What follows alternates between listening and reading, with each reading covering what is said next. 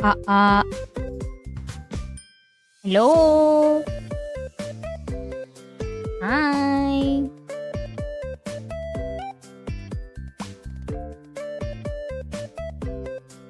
Where's Twitch chat?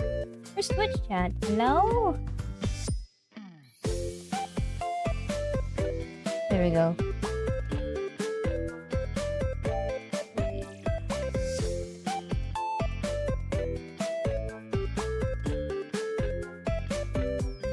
Let me move to the chatting screen first. Hello guys. Hi. Hi.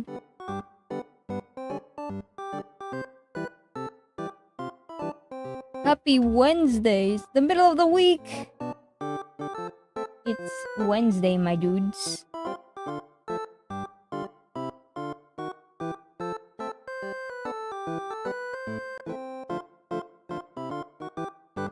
Yahoo! Hi! Oh, my bot finally worked. Yippee! How have you guys been doing? It is currently 36 degrees Celsius in my room right now. I am melting. I was not built. I'm made out of marshmallow puff. I am not built to withstand these kinds of temperatures. Holy moly. Music fire true.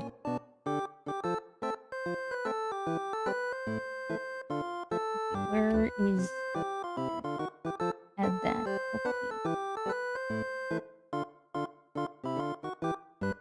Okay. I don't even have a fan in my room and my windows are closed and my door is closed. Why are you L? You need to open the window at least. You're going to suffocate inside that room. Hello? Oh, my things.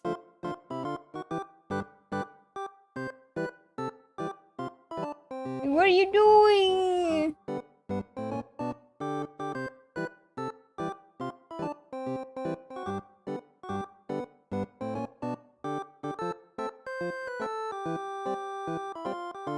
I like the hotness and don't worry, my floor is a bit open. My door is a bit open. I guess.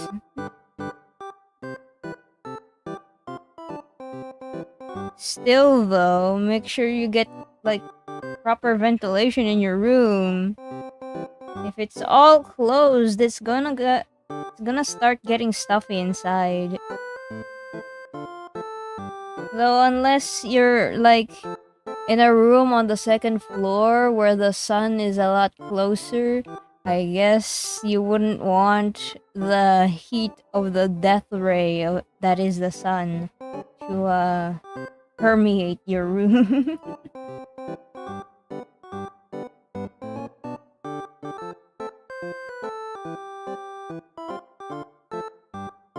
Why is my settings open? Why is that there?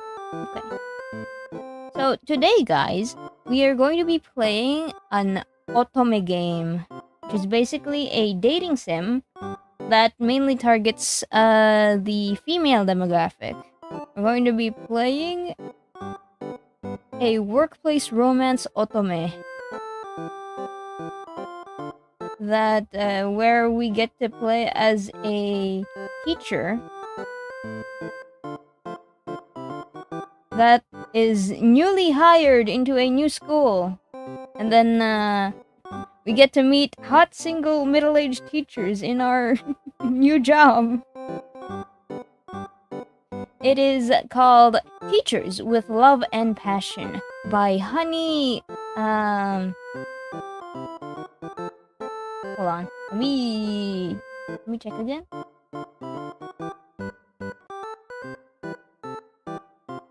By Honey Bunny Studio. They graciously provided a game key for me to check out the game for you guys on stream.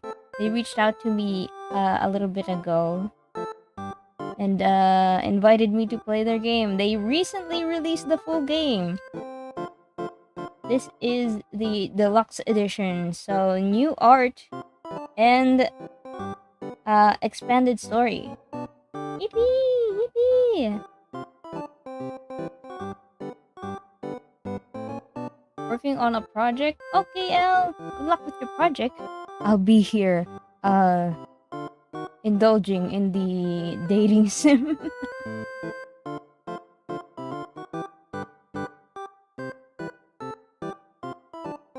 Okay. Let me just get the game running. It is a little bit slow at starting up, but I think it should be good, right? Is it capturing? Let me see. Let me check first.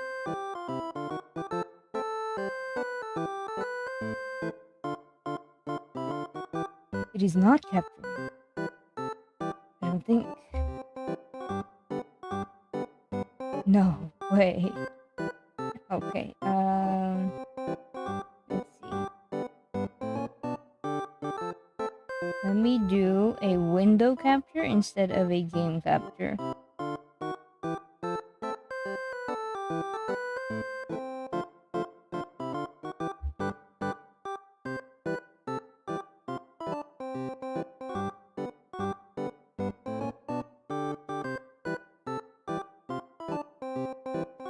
Okay, let's move on to the game screen. So you guys can have a sneak peek of what's to come. Audio, please? Alright, I muted the game. Hold on. There we go.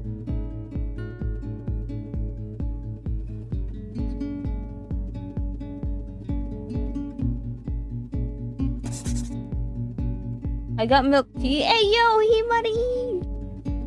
Share some for the rest of us. Oh my god. Okay. Let's see. I need to adjust the thing. Capture. A little bit larger. There, so you guys can see. But yeah, these are the characters that we will be interacting with for the game. Where's my clock? Let me move my clock. There. Move that back here.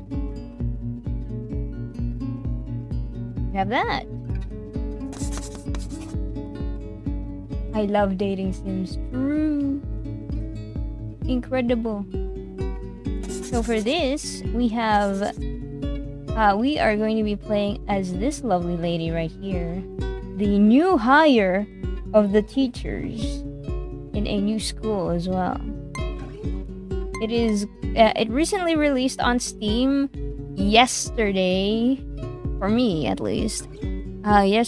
Yesterday with a introductory discount as well. So if you are watching the stream to check out the game and you end up liking it, there is a special discount for the new release if you want to get it. So it's now is the optimal time. Yes.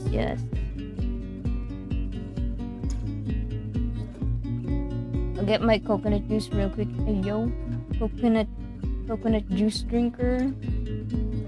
One look and I'm in love already. Amazing, wonderful. Let's see. Oh! Gallery. Right! I think this also includes the DLC. There's a lot of CGs that we could unlock. Secret? Oh. Is my chat working? Okay, there. Just a little late. But yeah. Common. We head back. There's a beach DLC. Oh! Wait! I didn't intend to do that. Let's play the main game first. Come on. Oh no. Hold on, chat. Wait, I randomly clicked the DLC. Hold on. Can I not go back? Okay, I'll just restart. I have difficulty navigating the UI right now. Let me just restart the game. Or wait, is it? Is it? Is it? Okay, here I can actually go back. Yes, there we go. I knew it. Renpai. I with so many visual novels that I've played using the Renpai engine, I know my way around it now. Which teacher you're going for today? I would like to get to learn more about them first before we decide on anything. But the one that's been catching my eye is the school doctor, doctor over here with the blonde hair, as well as the geek right here. But yeah, okay. Let us load in a new game. Press enter, left click, or space to proceed through the story. V to enable self voice. A to access Renpai's accessibility menu, and H to hide dialog box. Oh, you can hide the dialog box so you can see the entire thing. First name Hannah, last name Fane. Yes, this is the default name for our MC. Do we want to keep that default name? Because for specifically for games with an established MC already, I really like to keep the name instead of inserting like my own OC or something. And we get to play as the voices in Hannah's head. Definitely. Is it just me or I like boys that have dark dyed hair? That's definitely a a pretty common, what's it called, aesthetic preference, I suppose. I don't mind. All right, let's keep it at Hannah Fane. We are going to be the voices in Hannah Fane's head. We will be helping her make decisions and convince her that these are the right choices.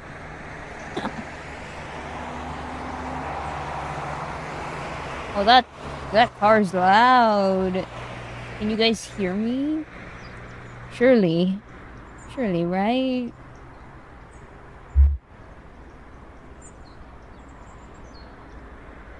Also, hi, Neil.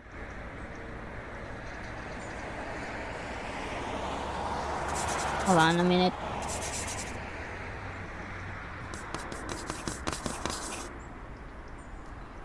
Let's have it a little lower, maybe? Yeah, about here. Kind of loud. There we go. It's just like a beautiful spring morning.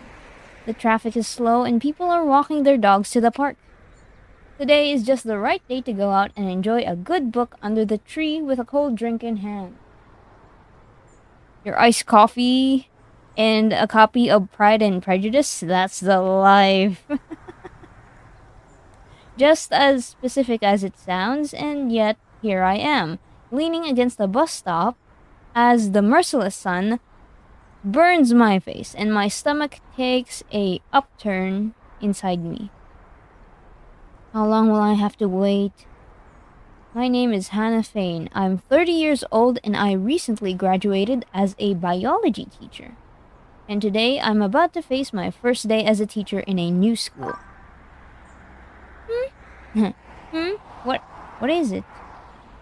What is it? The soft ring coming from my pocket takes me away from my thoughts for a moment. Worried about getting some bad news, I quickly pull my phone up as the notification sound plays twice more. On the screen, I see a message from a friend. Phone! Babe, sorry I'm late. Give me 5 minutes and I'll be there. Give me 5 minutes and I'll be there. Try not to pass out until then. Easier said than done. We always hear car or motor engines on your stream, Mori. That's my brand! That's my brand! I sit next to a window, next to a side road in my neighborhood. Of course you're gonna hear motorcycles. Oh, we got a best friend? Yeah! We got a bestie. It's a bestie. Not a boyfriend. You can't tell me we wrong. Yeah, that's why I said I doubled down and said it's my brand. 469th sub! Ayo, nice. Hi, welcome in, Charlie. We're playing an otome game right now. A dating sim. Trying not to sulk too much about her delay, I answer her text with a cute sticker before putting my phone down again. Crossing my arms, I sigh. There's nothing to do but wait a little longer. Funny how Christine knows that I'm feeling nervous even though I've said nothing about it. There may be two reasons for that. One, she also felt nervous on her first day. Or two, I'm too easy to read. I hope it's a bit of both. I mean, it's not my first job ever, but I can't stop worrying about it. It's just hard when my brain loves to fantasize about worst-case scenarios every time I'm about to take a step toward my future. Ah, I know the feeling. It's very anxiety-inducing to, take steps to achieve the career that you want and the future that you want to have. And also, I heard a motorcycle in the game, and I just got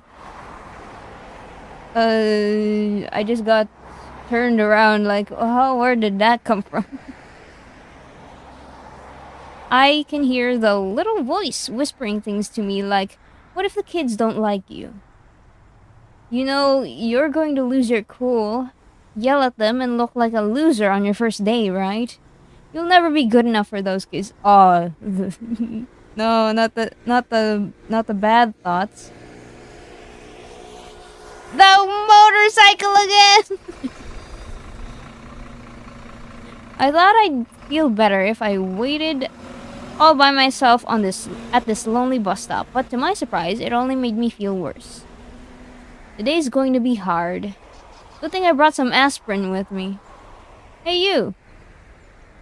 Girl got herself some aspirin? Okay. Walking in my direction, a blonde-haired girl greets me with curious purple eyes and a bright smile. What in the bad talk brew? That's terrible. Don't think of that, guys. It takes me a few seconds to realize that she is the friend I had messaged a few moments ago. Oh, you're already here. I thought the bus would take longer. Yeah, me too, but thankfully the traffic got better when I was texting you. That's good. How about you? Me? Yeah, what happened? You look pale as hell. No way. No way. Really? I thought I was doing a good job hiding my anxiety. Hannah, I'm freaking out here, Christy. Come on, you're going to be fine. There's nothing to be worried about. Yeah, sure, it's easy for you when you already know everyone there. That's why I'm telling you not to worry. Honey, I have known the crew for over a year. I know they'll love you as much as I do. I want to argue and tell her that she's wrong. She can't fool me with these nice words. What if I did that? I'd be succumbing to the voice in my head. Do not follow the voice in your head. That's a different voice in your head. Follow me, my voice. I'm the better voice in your head. So instead, I decided to smile and trust her for a bit. Sorry. No need to apologize. It's normal to be nervous. Just don't let it take over your mind. Right. I'm glad you're here. Of course, I would never leave you alone on your first day. Also, I was a little worried you'd turn back home if I wasn't around. Damn, you'd leave on the first day? No way.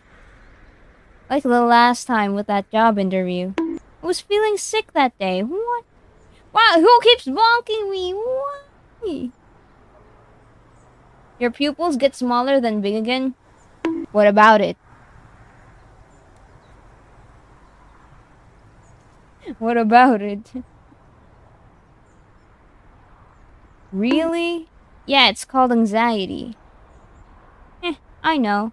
That's why I wanted to be here. Thanks, but I don't think I'd run away this time. I mean, it wouldn't be fair to you after all the trouble you faced to get me this job. Good, and soon you'll see that you made the right decision. No, Chad. No, please, stop bonking me. Are you guys trying to remove the anxiety in Hannah? But that won't work. The bonks are hitting me instead of her. Come on, guys. Come on. Soon you'll see you made the right decision. Yeah. Trust me, it'll be good for your brains. Having Christy here helps keep me grounded. She reminds me of that my fear is illogical and that I should be glad to give myself a chance. I think you'll understand it better when you see it. Right. Then let's get moving. This time I'm not running away. This time I will enjoy this opportunity as much as I can. Smiling, I shake my head as my friend leads me into the buzz of the morning crowd.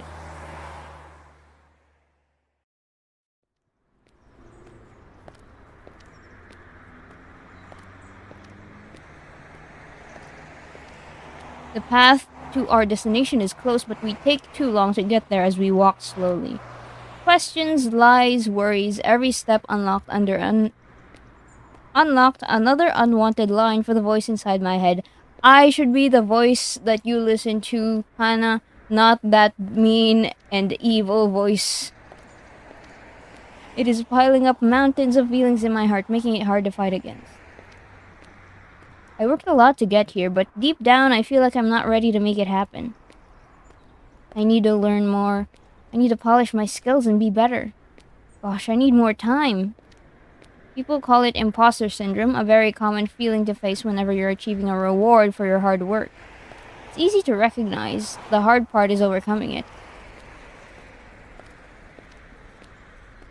I'm sorry, but visual novel MCs are always helpless or quirky women. It's a way to kind of relate to her, I suppose. I mean, who doesn't have anxieties about being in a new job or like going to a new school and stuff?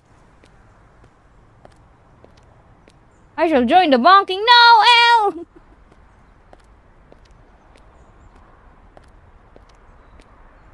Charlie, I say this with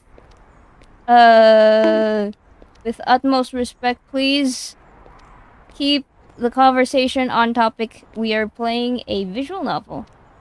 And you're pretty off the rails, so please behave. You too, Jason. They have imposter syndrome? Yeah, I think so. I think Hannah does have imposter syndrome. This is her first job, I think. So, aside from anxiety eating you from inside, is there any part of you that's feeling unhappy about today? That is feeling happy about today. Kinda. Aren't you happy to be in a classroom again? It's hard to say. I mean, I don't have many nice memories from my school days, and I know. But it's going to be different this time. You're in a different position now. Right. You're no longer the quiet, scared student in the corner who was too scared to talk. Ugh. Now you're the teacher who can make the quiet, scared student have a better time at school. You have a point. That's the only reason why I'm here, to be honest. Maybe that's why I'm so worried about messing it up. It'll be fine, I promise you. Yeah, listen to Christy, Hannah. Thanks. Besides, now you'll be able to enjoy a school life like never before. Right.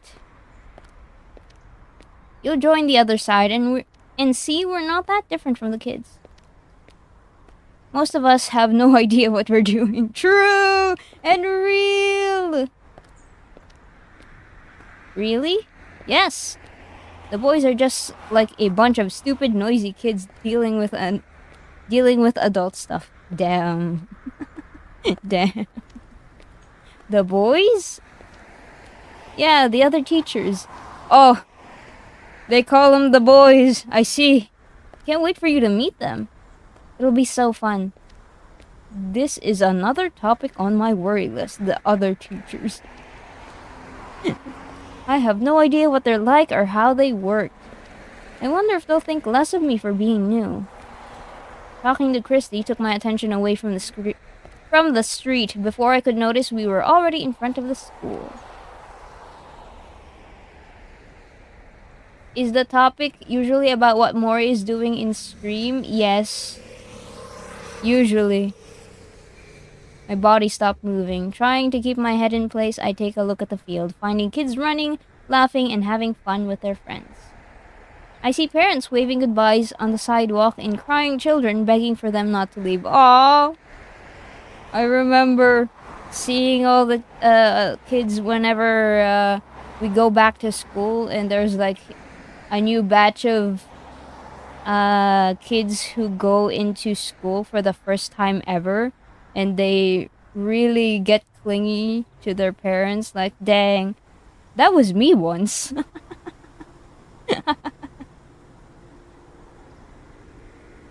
A comfortable smile crosses my face, seeing in their eyes a little piece of a small Hannah, terrified to face her first obstacles back in the day. Also, thank you for the head pats, A4. Hi! I haven't changed at all. It is never easy to face the beginning of a new journey. The unknown can be scary, like the monster hiding under your bed. But it doesn't mean I am weak. It just shows I still carry scars from that same monster I never truly faced. I know I can make up an excuse and go home. Christy won't be mad. However, if I do it, that little child inside me will never forgive me. Don't... as an adult as well, don't skip your first day on the job. That doesn't really look professional for you. Come on, it's your first job. She deserves a second chance. I deserve it. A spark of joy wells up inside my chest, melting the cold sensation in my stomach. Like, I would get nervous on the first day of the job too, but I try to face it. So you can do it, Hannah. I can make up for all the time I wasted during my teenage years in fear of what others would think of me. Are you ready? Yes. Let's go. Yippee! We got an achievement. Starting a new journey. Passing through the large entrance doors, we are greeted by a large crowd of kids filling up the hallways. Oh, this is an American school? It looks like it. There's lockers and a hallway with classrooms lining the hall.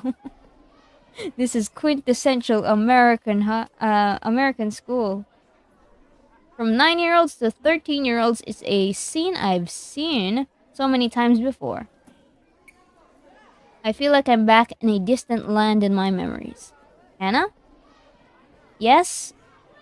Come this way. You have some papers to sign at the administration office. America, come! Oh, okay. Trying to hold back the many feelings running in my veins, I walk over to Christy. Also, the principal wants to talk to you. I mean, yeah, we're the new hire, so... Yeah, he told me yesterday he wanted to be the first to meet you. I see. And what is he like? Thomas? How can I put it? Christy holds her chin with a pained expression on her face, taking a moment to think deeply about my question. How do I talk about the principal without scaring the new hire? Thomas is energetic, I think. Oh, okay. Oh? Yeah, you'll see him in the teacher's lounge a lot. He likes to know everything about the students and what we've been up to in our classroom. That's nice. I'm glad he cares about our work. Hi, you don't get it. Thomas is like a shadow following us around to make sure everything is in order. Oh, he's that kind of principal, I see. Like, seriously, he can be very persistent in getting whatever he wants. Even about our personal lives, okay. What? Isn't that unethical? He doesn't care. I think the students also try their best not to end up in Thomas's office. That's good? Yeah. I can't blame the kids. We know damn well what Thomas is capable of. Thomas is capable of doing if you disobey his rules. Sue that principal. We'll see. Once we, meet the principal himself, we'll reach a verdict. Spend 1 hour in his office and you'll understand it. Now you're scaring me. Don't worry, I'm sure you'll like him. How can you say that after describing such a scary person to me? Trust me. Leaving me with more questions than answers, Christy flashes me a mischievous smile. She's the type of girl who likes to act mysterious and catch me off balance just to see me struggle in despair. Girl. I can't tell if she's messing with my head or if she's being honest. Laughing, my sadistic friend guides me to the next hall.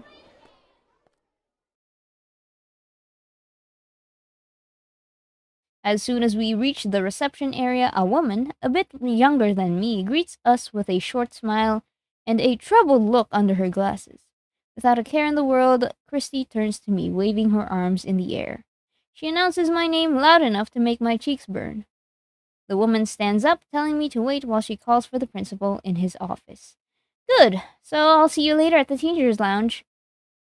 What? No, you can't leave me alone here. Yes, I can, and yes, I will. Christy...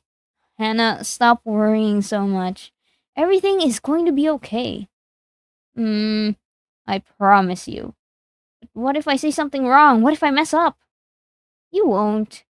He just wants to introduce himself and show you around the school. We're getting a personal tour from the principal? My friend, there's no way it can go wrong. Trust yourself a little, okay? Yeah, come on, Hannah. Get some confidence. Okay, I'll see you at the break. Christy turns left down the hallway. No, don't turn left! At the crossroads, you know what to do! Don't turn left! Down the hallway, leaving me alone in front of the counter.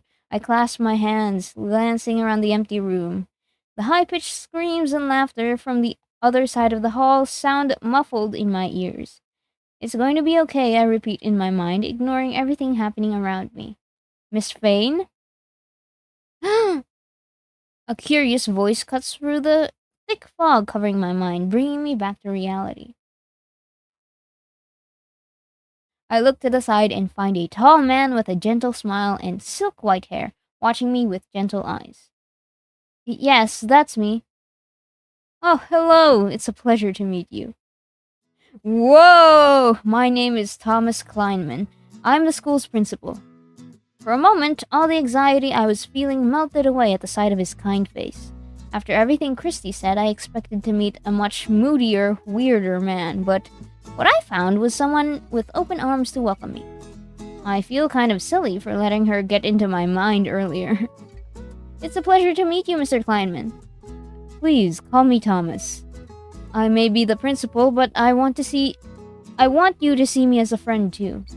White hair man mentioned true! Thank you. Oh, I'm so happy you're here. I want to get into the principal's room every day now. No! You're going going to purposely get yourself in trouble so you end up in the principal's office? Oh my god. I was worried you would turn us down at the last minute. Not that I didn't consider it first, but now I can stop worrying. Oh, forgive my excitement. But I'm truly glad you're here. We need someone new to shake things up around here. I can already tell you're going to make a difference. I hope I live up to your expectations. I think the art is really, really good. I love the art. He's so handsome. Unfortunately, he is not romanceable in the game, as far as I know. We can't romance Mr. Thomas. Mr. Thomas Kleinman. Oh my dear, having you here is enough to do it. But I don't want you to feel pressured. In fact, I hope you find a second home here. What? Yes, he is only a side character. We only get to date the teachers.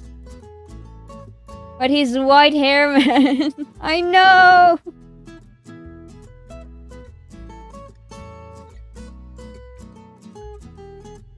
He's not romanceable. Just like Rosso, we can't befriend Rosso from Kuloniku. Everyone is looking forward to seeing you, so please don't be nervous. I'm trying. So you are nervous? A little bit. Oh, of course. It's your first day. How silly of me. It's okay. Can you tell me what's troubling your mind? I guess it's a bit of everything. I'm excited to work, but I can't avoid thinking about how to do it perfectly. I see. And I'm nervous about meeting the other teachers. Don't be. Huh? Forget whatever you're thinking about them. They're nothing like that. What do you mean? My dear, there is not enough words to describe what kind of people work in this place. That is a terrifying sentence to say. That is a... That does not incite positive thoughts. If I tried, I'd be cursing the gods. What do you mean? He laughs it off like it's not a big deal. However, the tense twitch in his eyes tells me Thomas is dealing with more than he lets on. And maybe Christy left out a few details about all sides of the story.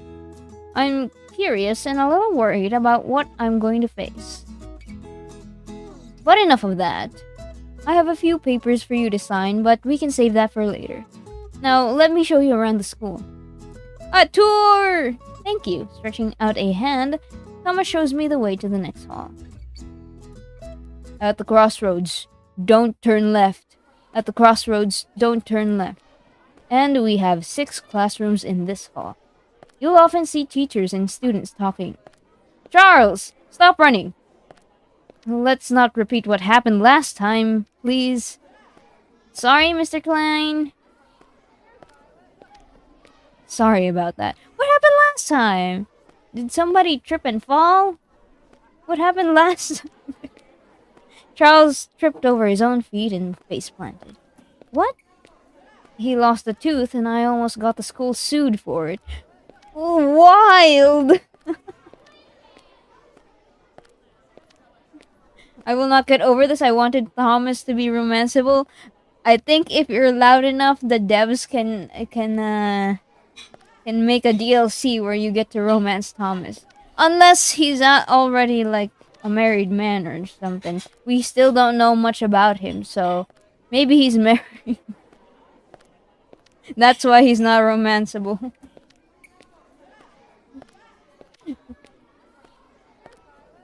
You love Cliff Richard? Who is this? Hi, welcome in.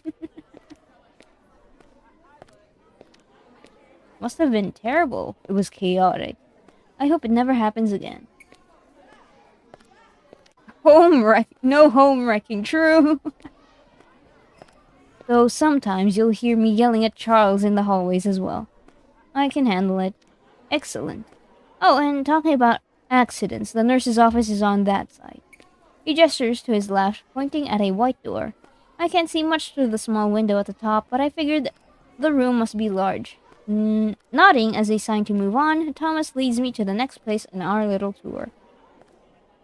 He guided me patiently through every door, taking his time to show me the classrooms while talking about the many students he has to deal with every day. The building has 2 floors and plenty of open space. It feels great for students not to feel trapped inside.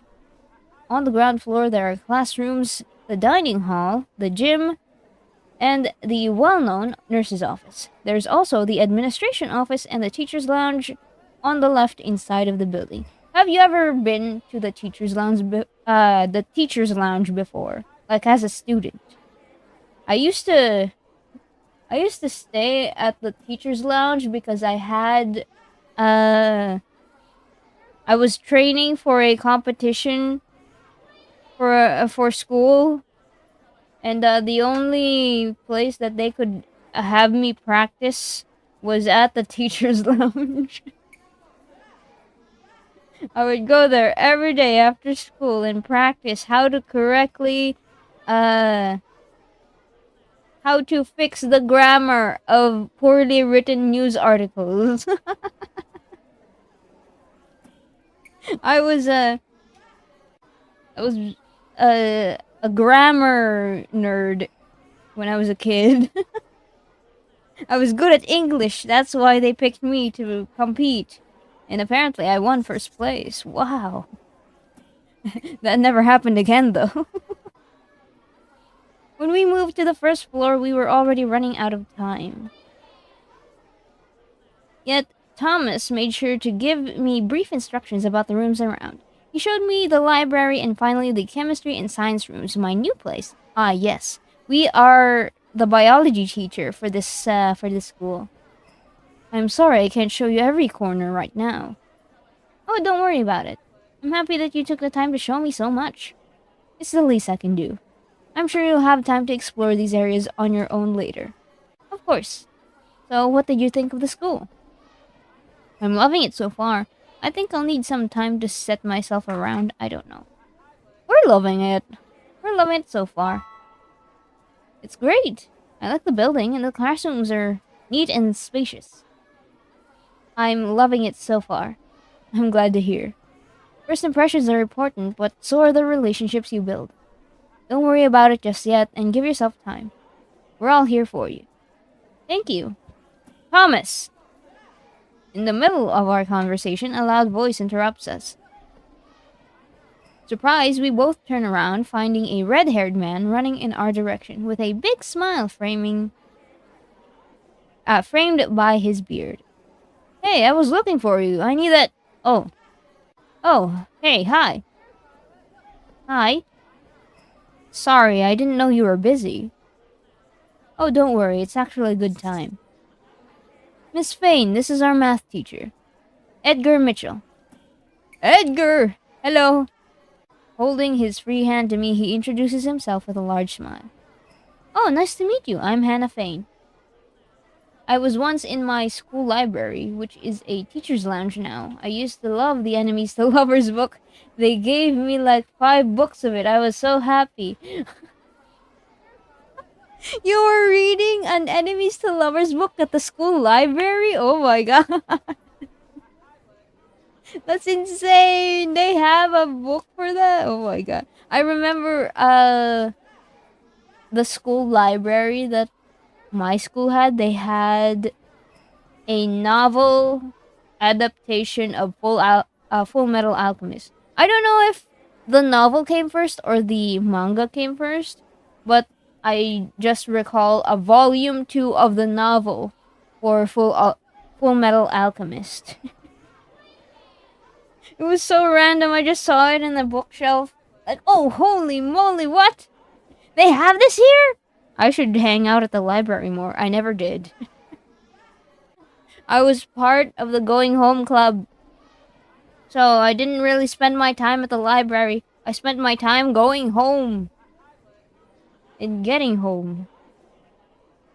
He looks like a fun uncle to have. I'm sure he is. Biology. Oh! Going home club. Yeah, My main assignment at the Going Home Club is going home. You know?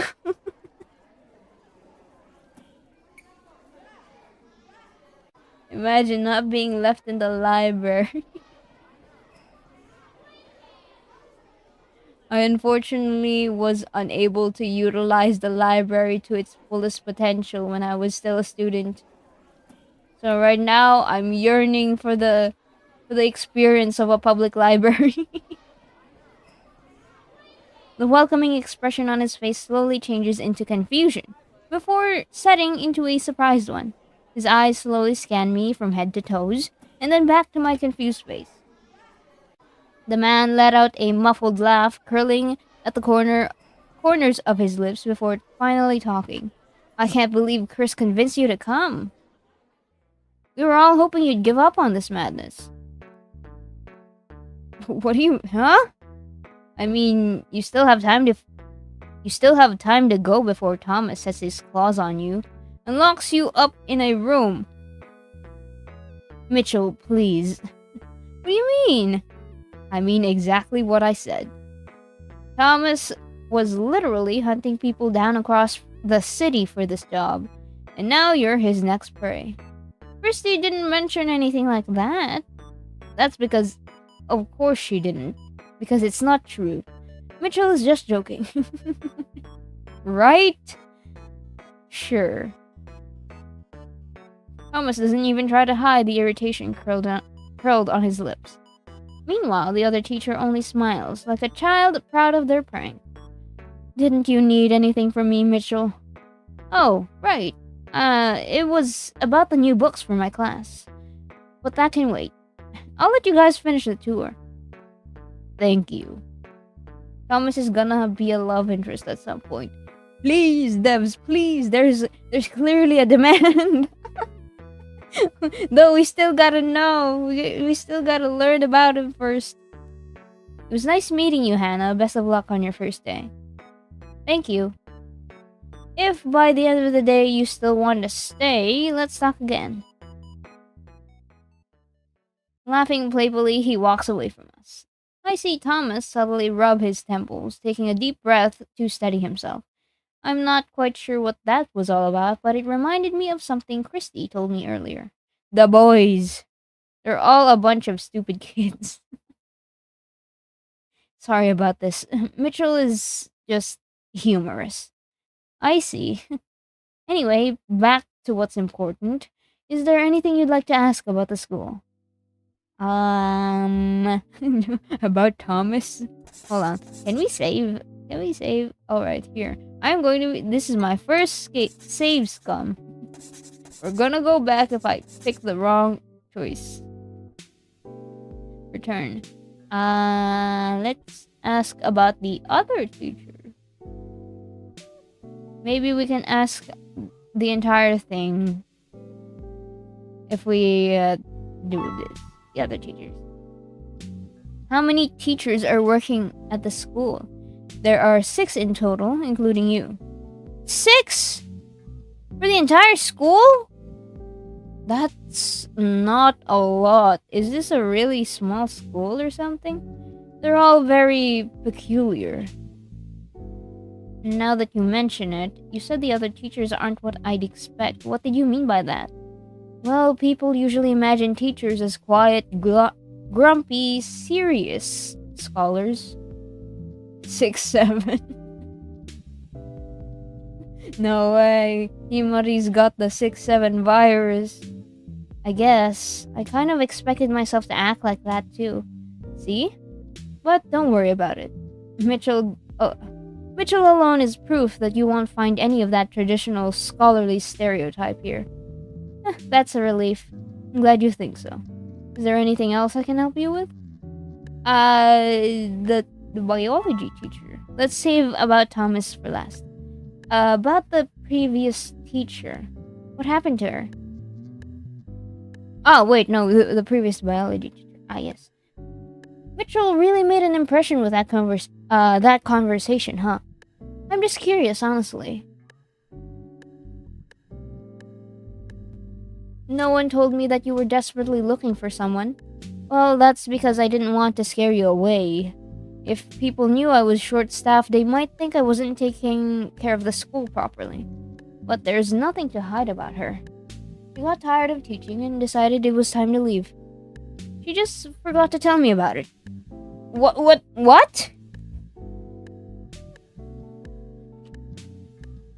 What? Usually, for jobs, you have a 2 week notice. You'd give your boss a 2 weeks notice that you're going to leave so that they can use those 2 weeks to find a replacement. She just up and left? Oh my god. That tells me a lot.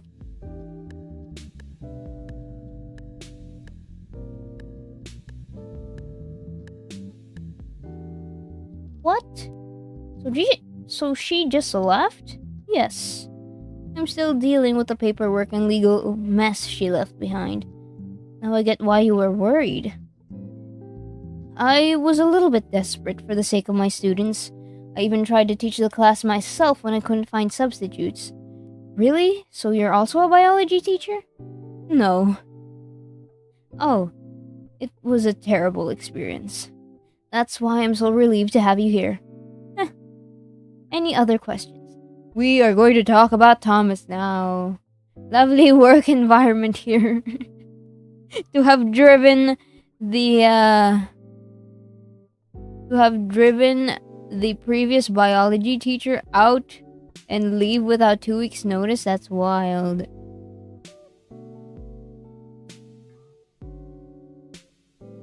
About Thomas. What about Thomas? Me? Yes, you talked so much about the school, but you didn't say much about yourself. Oh, well, I wasn't expecting you to be interested in me. I don't even know what to say aside from being the principal. Then how about the person behind the principal? I'm just a boring old man who enjoys staying home on his days off. And I also love to work in the school. I care about the kids, and I care a lot about the teachers too. You sound like a good man. Thank you. Anything else? That's all. Why are we flirting? This is all we can get. He's not romanceable, so we can just be friendly with him, I guess. Good, then I better let you go. Your first class starts in a few minutes. Oh, already? Damn. What kind of orientation is this? Right. Didn't even give me a chance to prepare my materials. I suppose I already prepared for that before I went to school. But like, wow. Suddenly I remember I still have my responsibilities to face.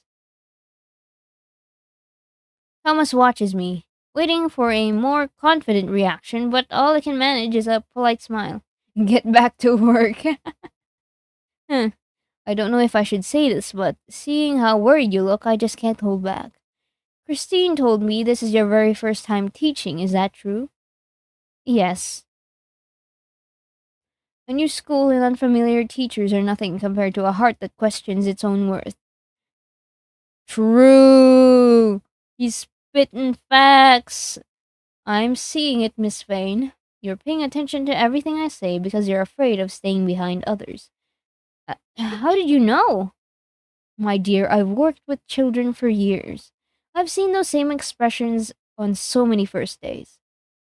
Your scared eyes are giving you away. I know it can be difficult, but don't try too hard. It's just the first day. I'll keep that in mind. Good. I promise things will get easier after lunch. Just hang in there until then. Comparing us to children's sad face. I mean, the first day jitters, it's a universal thing, and he usually sees that in children in his profession, so he's going to he's going to pull from experience. Thank you, Thomas. His gentle face turns brighter when he hears me calling his name, and I can't help but smile back. It warms something inside my heart. Why can't he be romanceable? Come on. Welcome to St. Lucia, Miss Vane. St. Lucia. That's how it's pronounced, right? Because the Tagalog in me is saying Santa Lucia. I wanted to know if he had a wife. I think I thought that about Thomas was something different. Where do you look? Where does the wedding band sit? Where do you wear a wedding band? Because we can figure it out if he has a ring on his finger. Where is the wedding ring worn?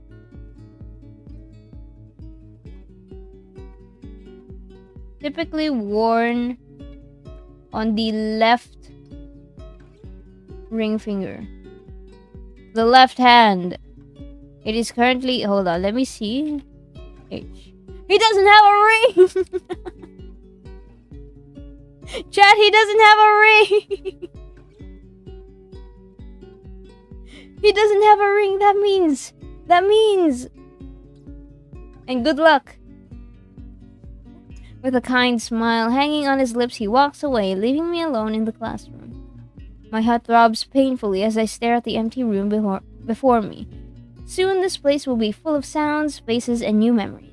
Of course, all the men are single.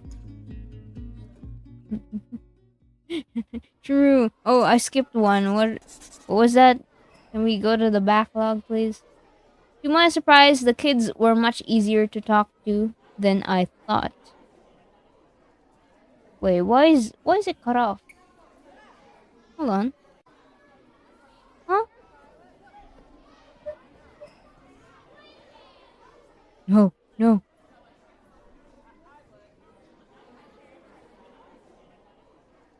Huh?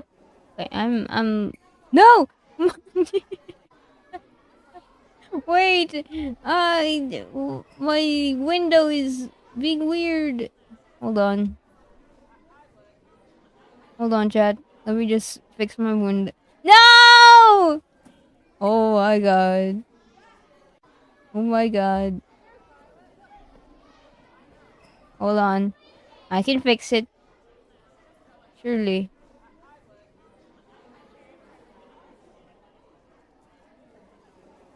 I can fix it.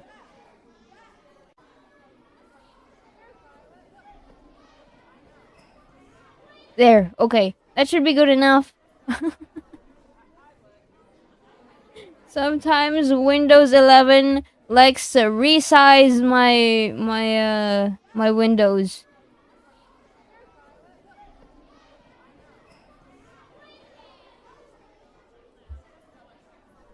Of course, I had to deal with thousands of personal questions and other embarrassing things that only kids can ask an adult. Damn.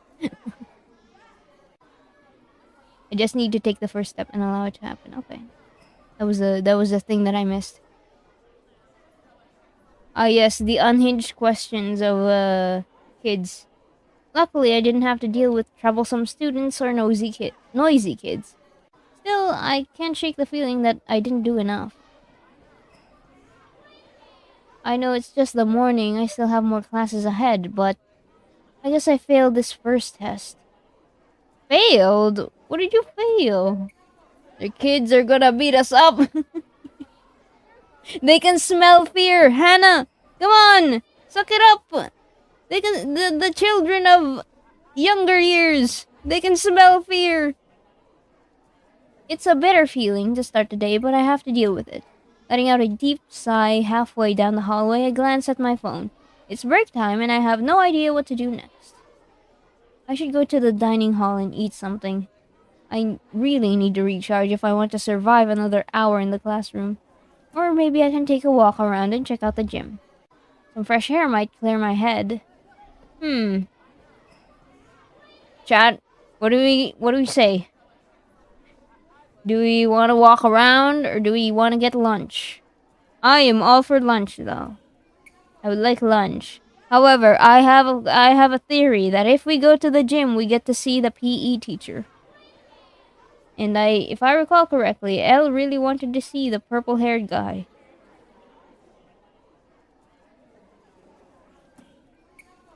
We'll save that for later. Since Elle is lurking, I'm just going to go to the dining hall. Go get lunch. Yeah, food comes first. Real and true. We might find someone, yeah. I know I'm just doing it to excuse myself from the teacher's lounge. And it looks stupidly childish. But I can't help it. I'm not ready to meet them, especially not after such a stressful class. Hannah. Come on, Hannah. Shaking my head, I try not to think about it anymore and just head down the stairs. I don't even know who each teacher is. We will find out. Thomas said the dining hall should be around here, but where is it? Looking from side to side, I try to figure out where I am and where I should go. Do we not have a map? Did they not give us a map of the school as the new hired teacher? Watching the kids doesn't help me much when most of them are standing in front of their lockers chatting at each other. Will I look silly if I ask a student for help? You gotta get past that, come on. uh, Hello? A worried voice calls me from the left side, taking me away from my troubled thoughts. Standing a few steps away from me, a man wearing glasses, a cute sweater over his shirt, and an awkward smile on his face looks at me nervously. Look at this guy. Nerd! Nerd! We did not get a proper tour. Real and true. Hi? Sorry. Sorry to call you like this, but you look a little lost. Oh, yeah, I am. I'm looking for the dining hall. Do you know where it is? What a coincidence. I'm heading there as well. You can come with me. Thanks so much. I'm Leonard, by the way. Hannah. Ah, the new teacher? Yeah, that's me. I'm glad to meet you. I can't believe I had the chance to talk to you before the others. I talked to Mr. Mitchell before. Of course, it had to be him. Where he's pouting. Oh. Then, can I be happy? Can I be happy to be the second? Yes. Nice. Now, please follow me this way. Full name, even though he's a nerd. Leonard! His name is Leonard. It's in his name. Nervous about meeting another teacher, I start planning what to say, just in case he asks questions. By the way, I may slander a lot of these characters, but it comes from a place of endearment.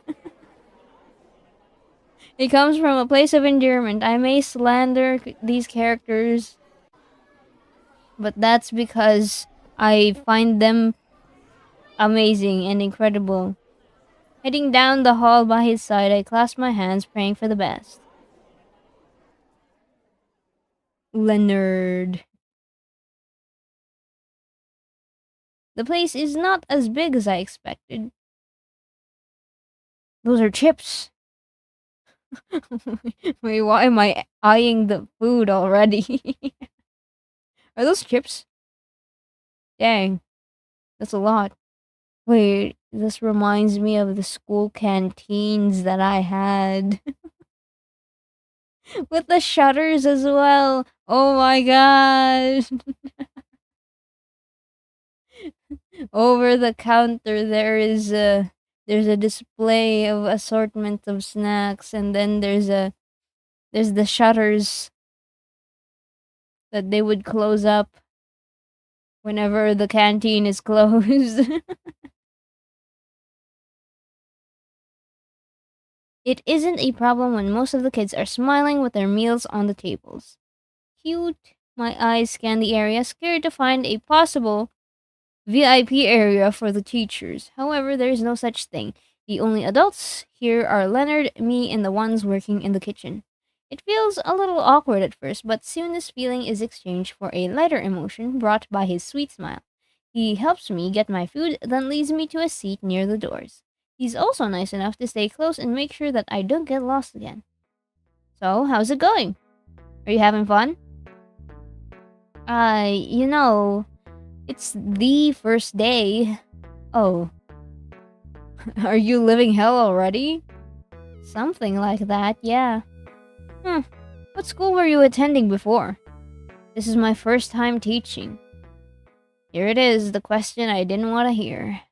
How am I supposed to tell him that this is my first time teaching without making myself look less worthy as a teacher? Come on! Everyone's gotta have a first time for doing anything. What's the shame in that? How am I supposed to face his reaction when he hears my answer? No matter how hard I look at it, no matter how much I try to come up with an excuse, nothing will change the truth. Have some more confidence in yourself, Hannah. Telling myself that there's no shame in being new at things, I take a deep breath. True! True! Come on, listen to the voice in your head. I am the voice in your head, Hannah. Listen to me. None. Wait, so this is your first time? Ever? Yeah. Wow. You must be nervous.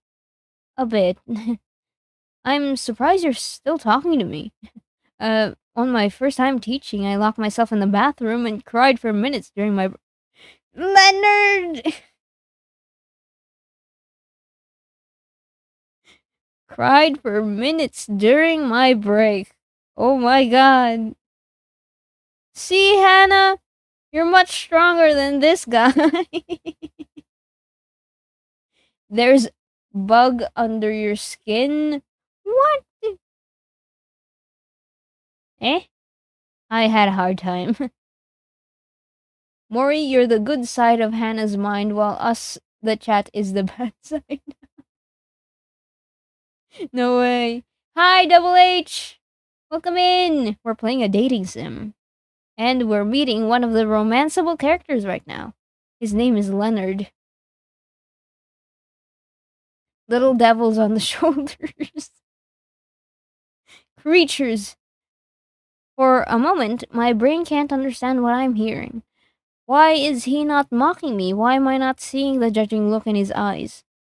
You know, there are people who meet other people with kindness, please. Was this supposed to happen? Yeah. I'm glad you're stronger than me when you look so young. 30 years old. What do you mean? You know, it's hard being a teacher when you look like an older kid instead of an adult.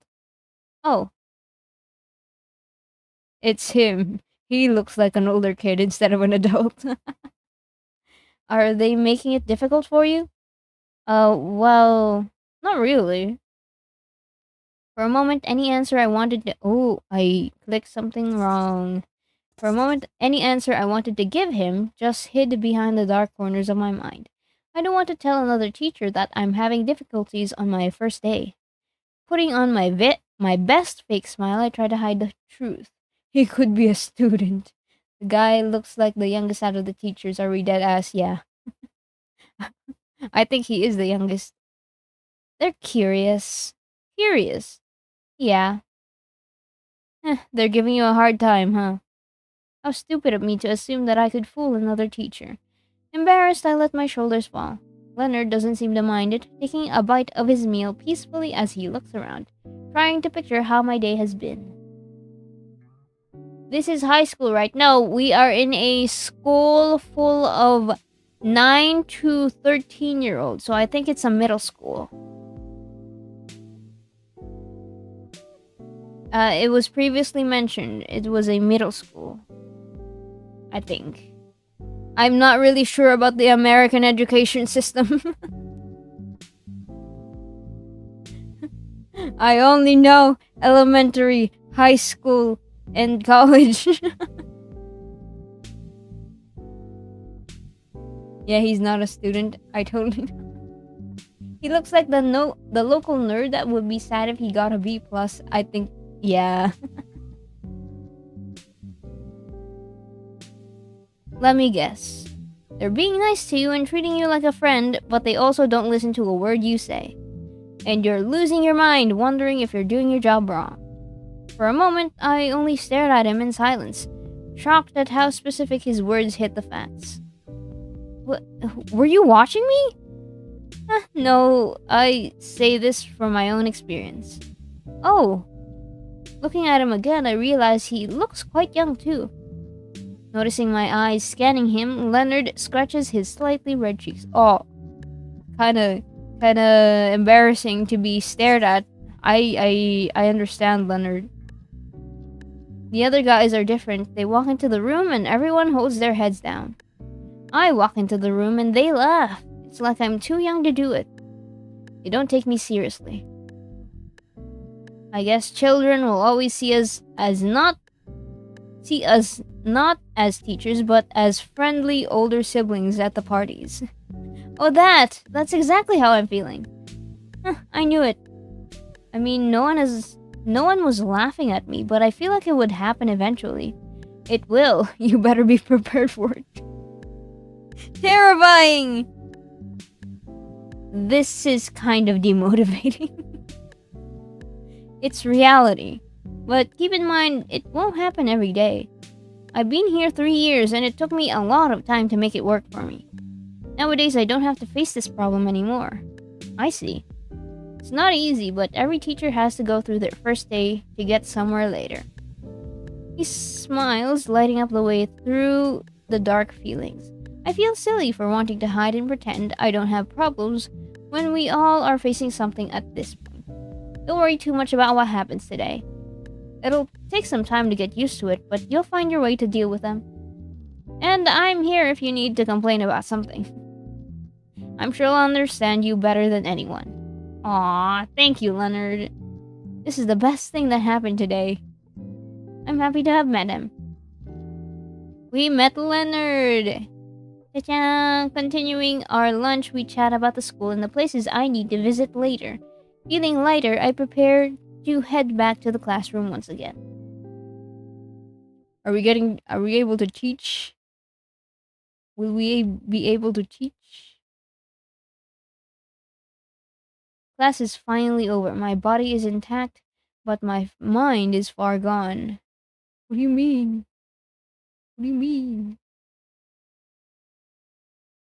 She's her mind is already like running on fumes. Picking up my books from the desk, I take a deep breath to relax my shoulders. My first day is over. It's been a long time since I felt like this. I have no energy left in me, and all I want right now are the 5 days off. Is 5 days off to recharge under my blankets. I see you. I see you, Hannah. Oh, knock knock. As I turn around, the friendly smile I know so well meets me at the door. It's Christy! Are you still with us, soldier? Soldier. Heh, kinda. My soul is trying to leave my body, but I'm sure a cold drink will make me feel better. Leave that to me. Laughing at my tired face, Christy walks inside. She rests her bag on a desk and playfully hops onto it, watching me clean the blackboard. So, how was it? Fun, troublesome, and now that I have 5 embarrassing memories that will haunt me for the next 10 years. On the first day? I guess it was inevitable.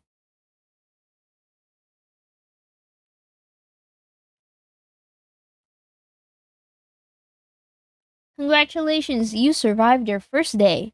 Thanks. But seriously, it wasn't as bad as I expected. Still feel like a loser, but I'll work this out. Good. I just want to go home now. What? About that, you still need to meet the teachers. Uh, Christy, I don't know if it's a good idea. Why? Look at me. You'll see that I look like the Walking Dead or something. They'll all see that I look like the Walking Dead or something. Aren't we all like that? It would have been better if you had shown up at lunch break. Uh, I was waiting for you. Sorry. I wasn't ready. It's fine, but you know you can't run from them forever. Yeah, you're inevitably gonna be in the teacher's lounge. I am slurring my words. Inevitably. Actually, let me.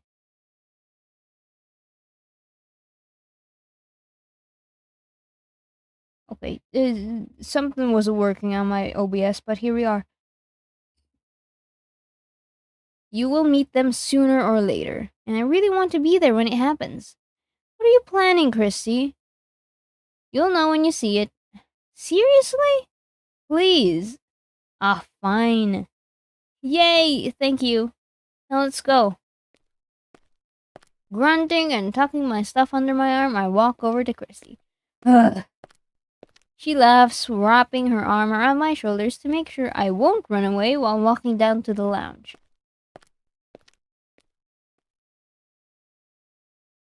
Standing in the hallway, I watch Christy open the door and signal for me to stay back. Stay back?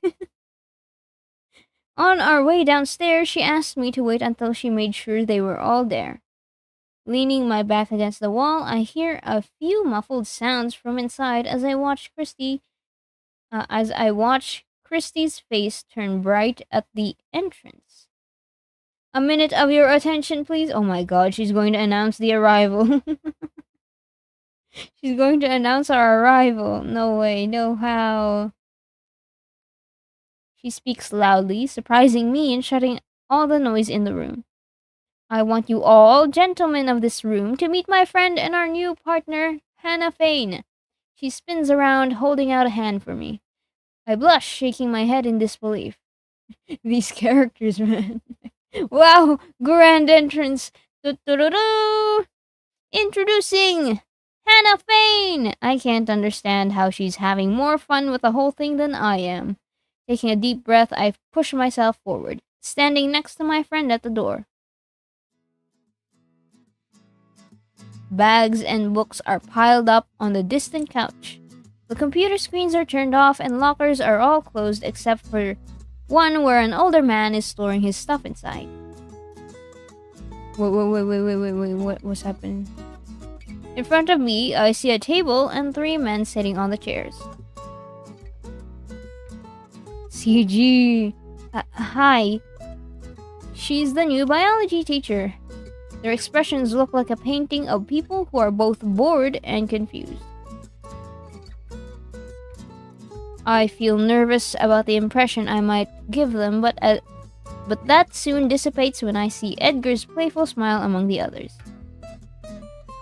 Beside him, I see a familiar face, the teacher I met during my break. Choose your character at. Embarrassed at being the center of attention, I wave awkwardly at them. Hi!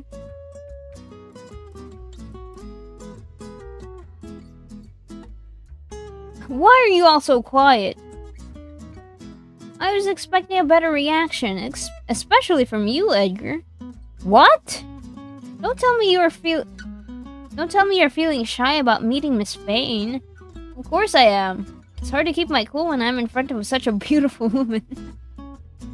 Already, right off the bat? Damn. He knows when to shoot a shot. That's a bit too much. On the second meetup. Don't fall for it.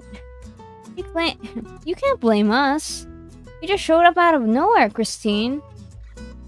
I told you she was coming. Yes, but we didn't know it was today.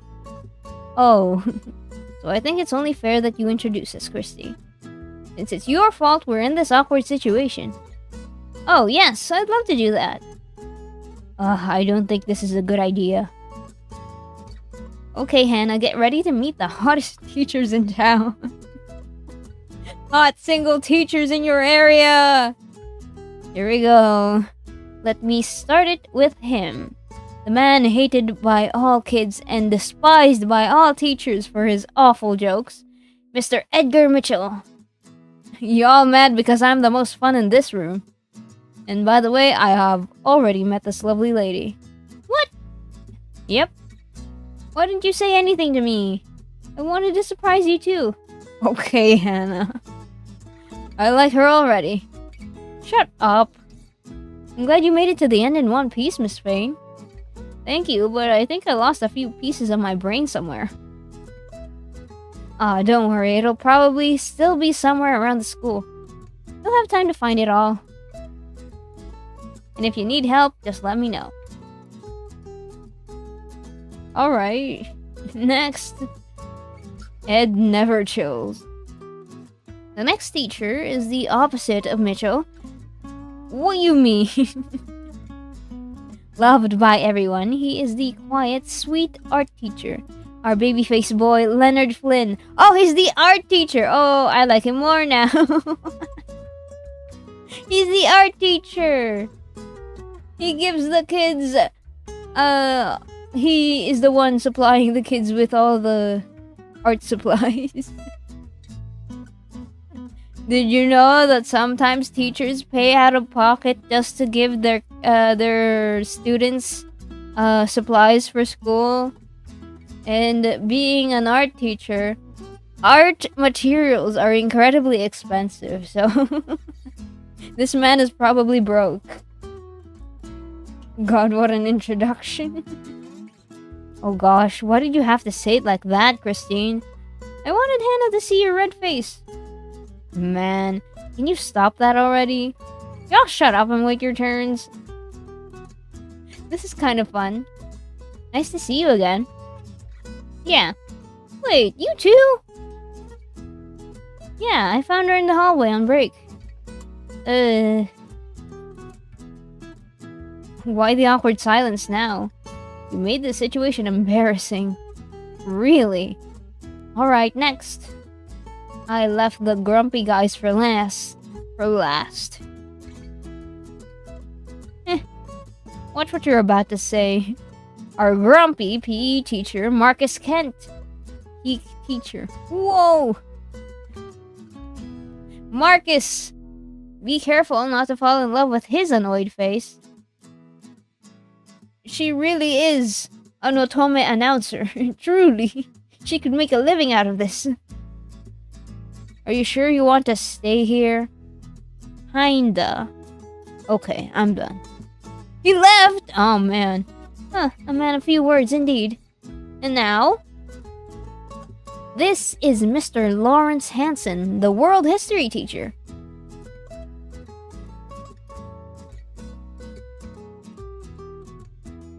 He is beautiful. I am speechless. I like him more than Thomas. Who, Marcus? You like the grumpy guys? Dang. Crazy. Oh, come on. I was waiting for this one. You could have tried harder. And do it better. I will. Ahem. Mitchell. The ancient world history teacher, Lawrence Hansen. The stage is yours, our elder. Why would you call him that? Oh my god, the elders. I like the PE teacher. I see. What a loser. This room is going to get noisier. Nice to meet you, Lawrence. You may not be used to proper etiquette, but that's no excuse. What? I don't know you, so please avoid calling me by my first name. Okay, Mr. Hansen, I'm so sorry. Mr. Hansen. Better than I expected. What? You're obedient. Okay. Maybe if you stay away from these people, you'll have a chance at becoming a good teacher. Thank you? Welcome to St. Lucia. Do your job and don't cause me trouble. Yes, sir. Welcome to Santa Lucia. Yeah, he is the life of the party. And with that, the introductions are over. You are now officially a part of our mess. Why would you call it a mess? Come on. Looking at them now, I understand better what Christy and Thomas meant about the school council. I thought I'd feel out of place by their judging looks, but that didn't happen. I guess this is what it means to feel welcome. I hope I can live up to your expectations and do my best for the school and its students' sake. Oh, what?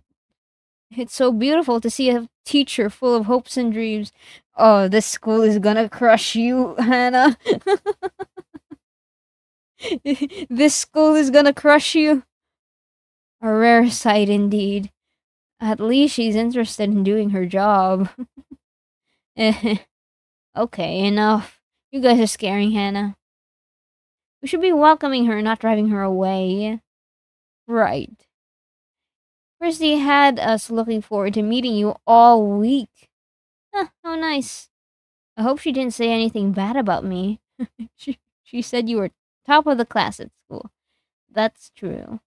And that you used to cry a lot when you had a bad grade. No, why would you say that? Why would you tell them that, Christy? Christy! What? They thought it was cute when I told them. Oh gosh. Don't worry, we all have embarrassing stories here. Marcus and Leonard have some funny ones.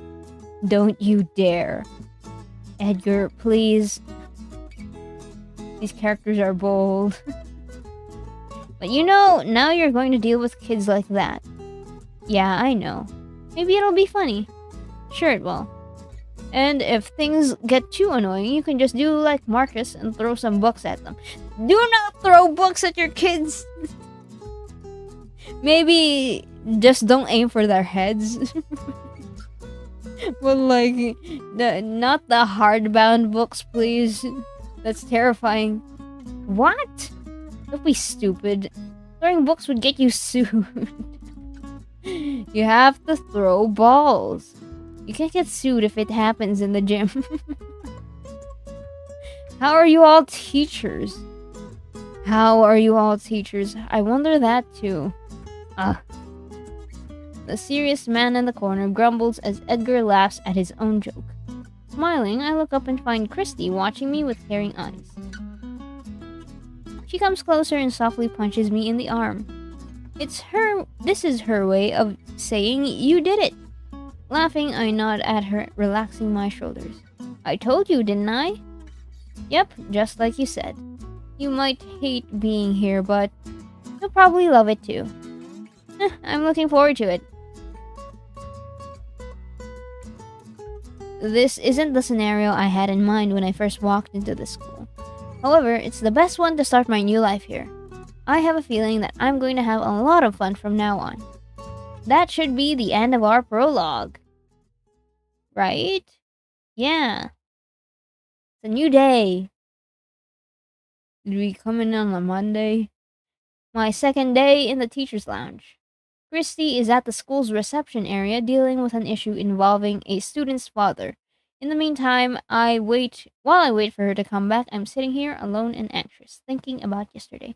So based off of how we've met the other teachers, which one do you guys want to pursue for this run, for this playthrough?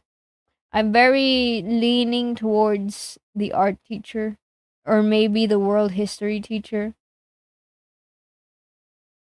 But I'll see. I didn't have much time to talk to everyone, but I got a hint of their personalities. Edgar is the funny guy who will probably either make me feel very welcome or very uncomfortable. Oh, no. Marcus has a grumpy face, but I don't think he means any harm. He's probably the quiet one in the crew. Then we have Leonard and Mr. Hansen, total opposites. I like Leonard's timid personality, and I think I can learn a lot from Mr. Hansen. I could only tell who was friendlier and who wasn't, but that just made me more curious about the school. They're nothing like what I expected. This is good because I didn't want to meet the angry old teachers I had in my mind. Ah yes, the terror teachers. I don't think I've had any in my lifetime. Maybe I just forgot because they're terrible memories. Taking a long breath, I rest my elbows on the table. Being alone in this room is quite intimidating. Will I ever get used to sitting here so close to everyone in awkward silence? Why would you not be doing stuff while you're at the lounge, you know? Why not, like, you're minding your own business, sipping coffee, and wait for someone else to strike up a conversation? Probably, but only after a few days. Right now, I'm still fighting the urge to bite my nails as I watch the clock above. Plan a class, I don't know. Yeah, you can do that at the teacher's lounge. Okay, I've been to the teacher's lounge multiple times. Apart from that time where I had to do training and the only place I could do training was at the teacher's lounge, the other time was when I was working on a research paper. And they had me use the teacher's lounge computer to work on my paper. So I got access to the teacher's computer to write my paper. It was wild. There were people planning out their lessons for the week and stuff. It's just, damn, this is behind the scenes stuff. I can't believe I'm here. The doors open, revealing an exhausted Christy behind it. I can't deal with this stuff like this anymore. Uh-oh, I know that look. What happened? The usual. A boy got a bad grade, blamed it on me, and now his father wants me to apologize for being a bad teacher. Damn. I tried my best to explain that his son skips my class almost every day, but he wouldn't listen. And he had the nerve to call me a liar. What the hell? If Thomas hadn't been around, I would have thrown fists with that guy. Christy, don't. You'll get sued. I get the feeling, but I don't think that would have been the best move. Yeah, but it would have felt so good. Anyway, Thomas is still talking to him. So I'm sure everything will be fine. That's good. Yeah, but it doesn't matter. In a few days, there'll be another parent coming after me to argue about something that's not my fault. Shrugging her shoulders, Christy brushes off the issue like it means nothing to her. Watching her makes me think of two things. One, she's so badass and I want to be like her. Yeah, we need a role model and Christy's right here. And two, how is she not worried about her career?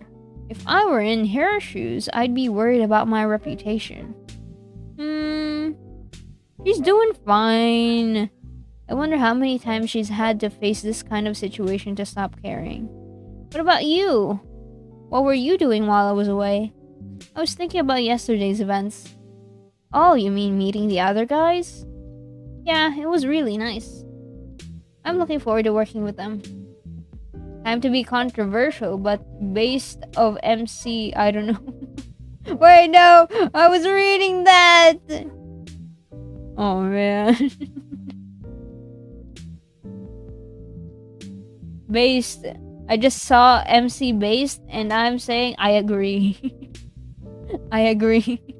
MC is based, I agree. How interesting. Oh no, I know that face. Okay, I need to drink water.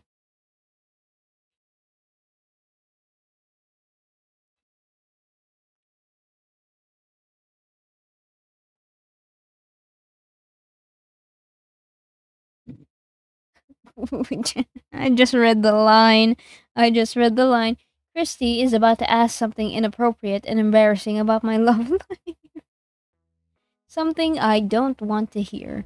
If I don't change subjects fast, I'm going to be in trouble. I mean, I'm still a little nervous, but I'm way more excited to work. Maybe meeting everyone changed my mind. Told you there was no reason to worry so much. No one here is going to judge you by what happens in your classroom. Well, except for Lawrence, but we just ignore Mr. Perfect. We puny mortals have all done crazy stuff in class just to keep our sanity intact. So you're good with us. I'm not lying. After talking to all of them, I did feel better about my work. You should be. But tell me, what did you think of them? Here we go again. My attempt to distract her failed. What do you mean?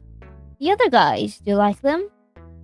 I don't know. I think they were cool. And? Nice. Did any of them catch your eye? Christy, are we really doing this? What? I'm just curious. I want to make sure you're feeling comfortable here. Alright, Christy. Alright, bestie. Comfortable enough to go out with them. I knew it. I mean, they were so happy to meet you. It's been a while since I've seen Leo smile like that. Okay. Shipping! Oh my god. Workplace romance, my beloved. Edgar was so excited. Like, more than usual. I'm just saying. Our little Hannah is already scoring points with the boys. Stop it. Is she shipping? What is this work environment, bro? I know! I mean, I guess that'd be common in workplace environments. Even in office settings. There's always going to be something like this. Oh wait, I skipped that. I didn't read it. You always try to turn everything into romance. You always pretend it's not about that. I mean, yeah. Can't the girl just live? Can't the girl just live and work and teach? They were just being polite. Girl, I know these guys. They weren't just being polite. They were very eager to see a new face. A pretty girl's face. Stop. Oh, come on, Hannah. You always say you want a boyfriend, and now that you got a chance, you're ignoring it? That's not true. How long has it been since you went out with someone? Christy, the meddlesome best friend that you are. What about Christy? Why isn't she interested? I think she already has... I don't recall, but... I'm not sure. I don't actually know her status. Maybe years? Seriously? Yeah. You know it's hard to meet people when you're older. It's not easy to find a good topic to talk about without making things awkward. Don't look at me like that. You know it's true. Not everyone's lucky enough to find a cute boyfriend who enjoys the same things you did. Ah, yeah, okay. She has a boyfriend already. Okay, that confirms it. That confirms it. I had an inkling of a suspicion that she already has a significant other, and there it is. Confirmed. Yeah, I know. I'm lucky. I know I'm lucky. But you've got a chance to meet cool people who have something in common with you. And what would that be? The sad teacher life. Don't call it that. Come on. I've seen really fun teachers online who post their whenever they do something for their classroom, and I get the feeling that they're really fun teachers. So the sad teacher life isn't always sad. Especially if you're passionate about teaching. I'm gonna get beaten up my bed. It's okay. We didn't know. We didn't confirm it before she actually said it outright. I don't even know them. Besides, I can't just fall in love with someone just because they're in front of me. Hannah does not believe in love at first sight. That's actually how it works. Christy believes in love at first sight. Christy believes in love at first sight. But they're my colleagues.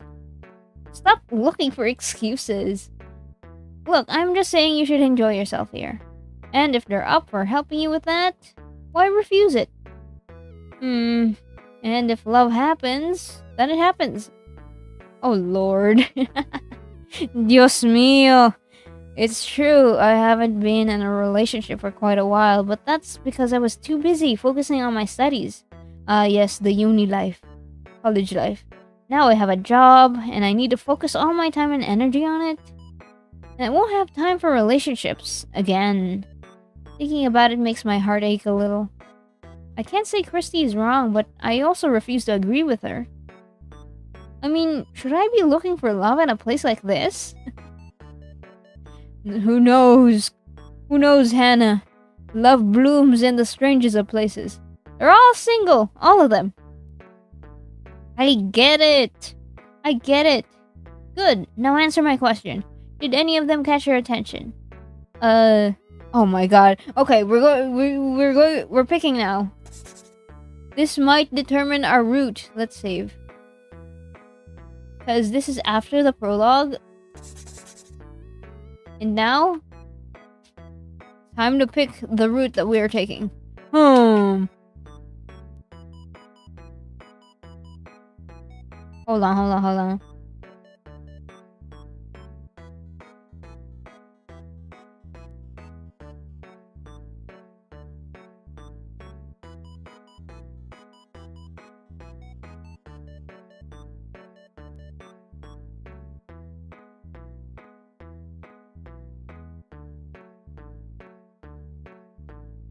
I have been asked what drink I wanted. I am going to be acquiring snacks soon. Hello. Who are we going to pick? Chat.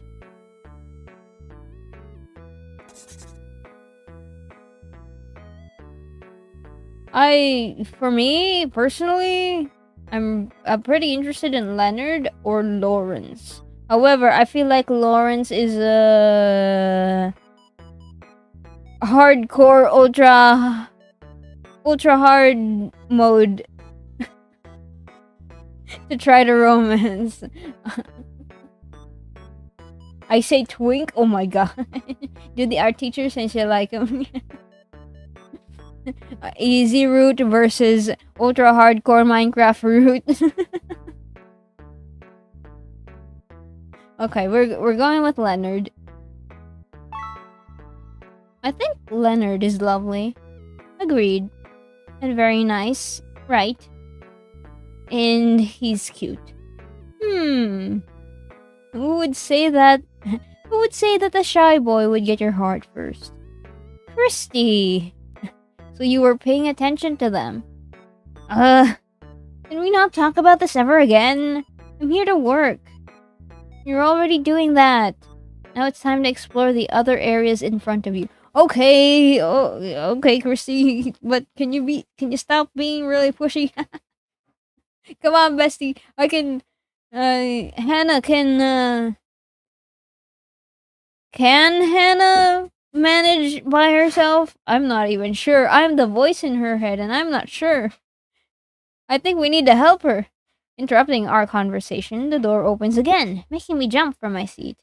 Behind it, Edgar's smiling face appears and my stomach turns cold. Good morning, ladies. Good morning. The hell are you doing here? What do you mean? I work here. You never show up this early, Ed. Really?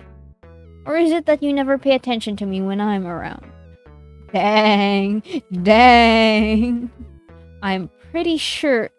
See, Miss Vane, this is how they treat old guys like me.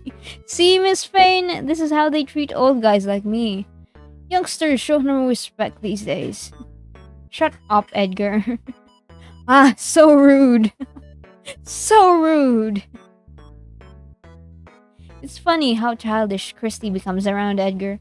It's the sibling bond. They're like siblings. Edgar's the older brother who loves to tease, and Christy's the little sister who falls for it. Thing is, I've got some extra work to do, and I've decided to come in a little early to finish it. You could have come up with a better excuse.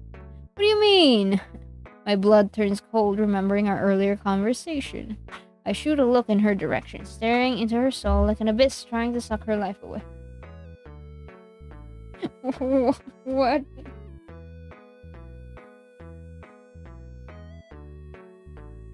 Man, this work environment is wild. My tense jaw is silently begging her to shut up and not ruin my life with her teasing. She laughs, waving a hand as if to say, forget it.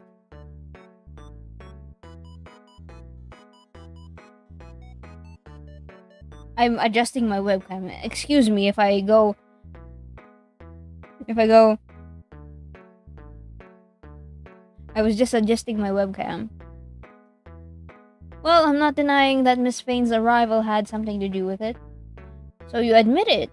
Yeah, but don't get any wrong ideas. I'm sure everyone is thinking the same thing.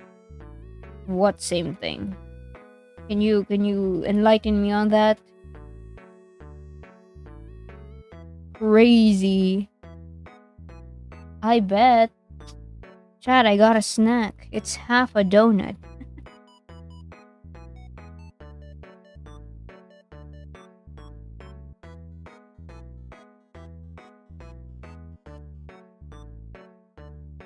Chad, I got a donut from the teacher's lounge. There's donuts at the teacher's lounge.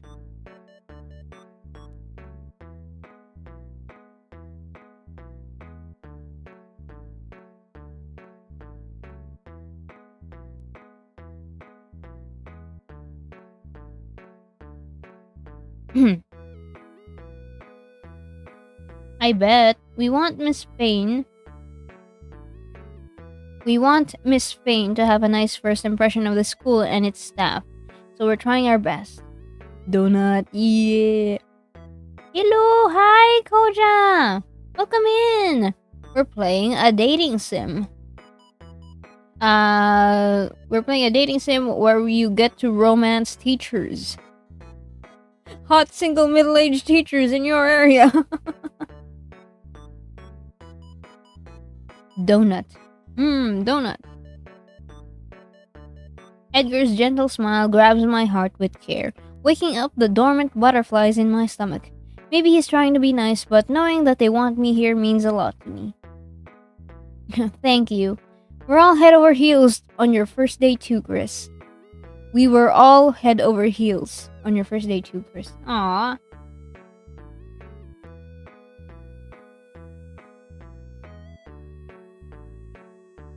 When next cookie run live, I'm not sure.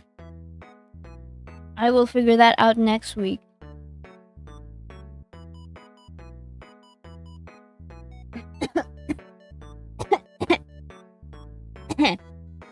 I think I'm going to stream cookie run after the next update, which is potentially next week's Wednesday.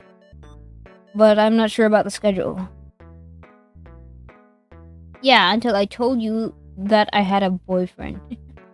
Then you started acting like the real you. Really? But now that you mention it, are you in a relationship, Miss Payne? No, I'm single. Oh. That's good news. Why would you say that? Just don't let the others know. Damn, alright, Edgar. Whoa. Bless you, I don't know what people say when you call.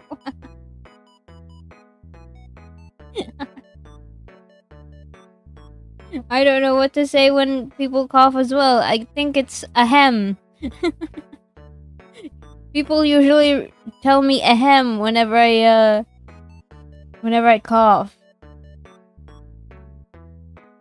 Edgar winks at me as Christy rolls her eyes. To be honest, I was expecting the situation to be a lot more awkward, but somehow Edgar turned my embarrassment into something fun. Maybe, just maybe, Christy is right about these guys. And maybe I should try to have fun like they do. If they hear about it, they'll try way too hard to impress you at the party. Party? What party? Your welcoming party this Friday. Yeah, remind me to talk to Thomas about it. Later. We need to decide what's next to buy. Sure. Wait, are you serious? You guys don't have to do that. I don't want to cause trouble for anyone. Don't worry, we all agreed to do it for you. Besides, it's a great excuse to skip work on a Friday night. True! Oh, I see your point. Also, we haven't really had the chance to talk to you properly. Having a party will make it easier to get to know each other and just have fun. We get to chat with Leonard, the nerd. Yippee! That's true. I can't wait to learn about your hobbies and your favorite snacks. Damn. Gosh, Edgar, how old are you? Those are questions. Those are questions that you ask when you're making a friend in 4th grade or something. You're making a friend in kinder or something. Dang. I'm also eating a snack. Yippee. You're eating chocolate? Hey, yo. How much chocolate do you have, Elle? I recall you were eating chocolate, last stream as well, I think.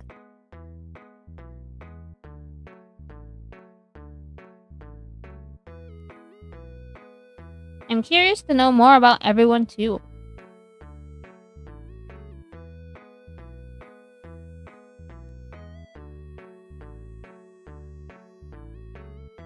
Yes, nice. You two better have fun.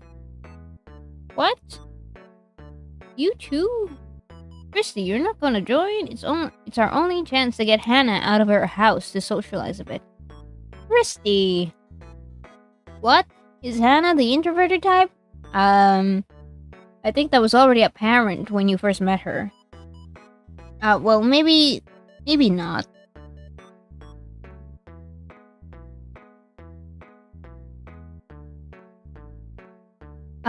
We've gotten so stuck in Hannah's head that, I think we failed to realize how not apparent that she is an introvert to the outside person looking at her. I'm not like that. I'm just a little shy when it comes to meeting new people. Then don't worry, you've already got friends here. Thanks. It may be a problem for you to talk to Marcus and Leonard, but the rest is fine. Really? I mean, I guess it would be a little hard for two shy people to converse and actually get a conversation going.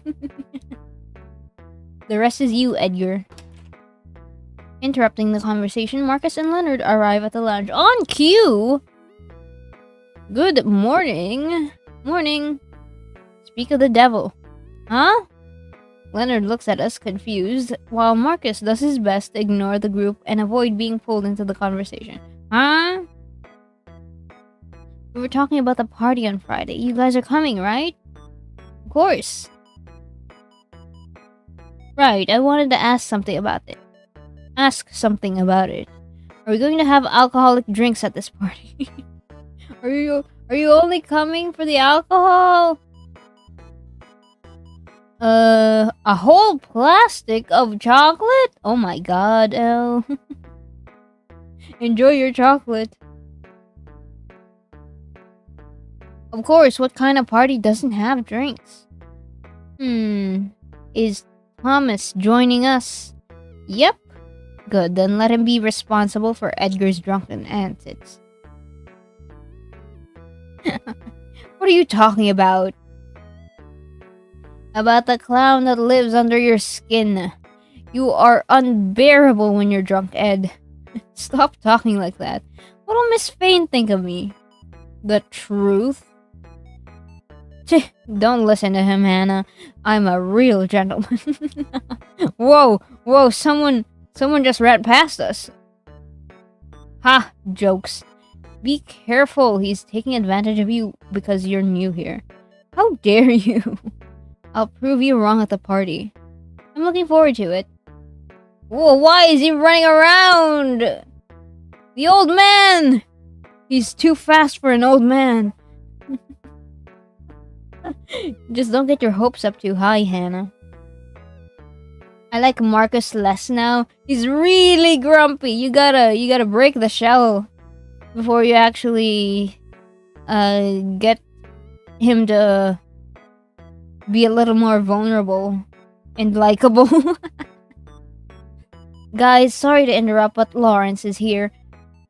Oh, as we got excited talking, we didn't even notice the fourth man walking into the room until Christy pointed it out. He busies himself getting his book and notes from the locker, giving us no chance to approach. Is it already time? 2, 4, 6. Okay. What are you?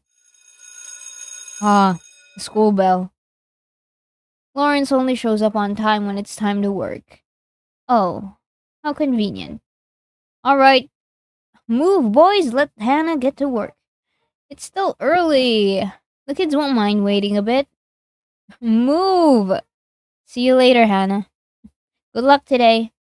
Thank you, guys. Watching them leave, I grab my stuff from the table. It's time to start another day, but today I feel more confident and ready to be myself in the classroom. Whoa! Cute! We're teaching biology. It was difficult to get the children's attention at first, but I didn't panic like yesterday. This time, I decided to analyze their behavior and figure out what draws their attention the most. This is reminding me of Assassination Classroom's Koro Sensei, who had really in depth lesson plans and teaching strategies for his students. And I'm really glad that the teachers pay attention. I only like Marcus because he has the dark purple hair and he's the PE teacher. I see. I see. You like him for the aesthetics. I see. There's nothing wrong with that. I think I need to focus more on the kids than on myself. Yes. The way to effective teaching is to actually know how the kids pay attention and how you can get them to absorb the information that you're teaching them. And usually that's through various different approaches because no two students have the same method of learning. Or like not all students have the same method of learning. Some are visual learners, some are kinetic learners, some are reading learners, stuff like that. It's a whole diverse plethora of ways to teach children. Absorb, yes, absorb information, absorb the lessons and the teaching.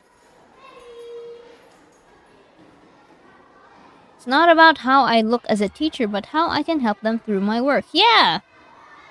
Yeah! Alright, another bite at the donut. It's break time for them, so it's break time for me.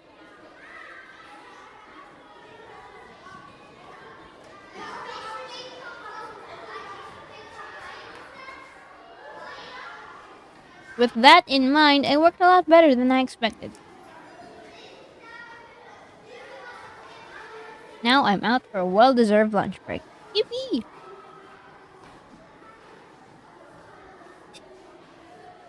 Let's maybe explore the school a little bit more this time.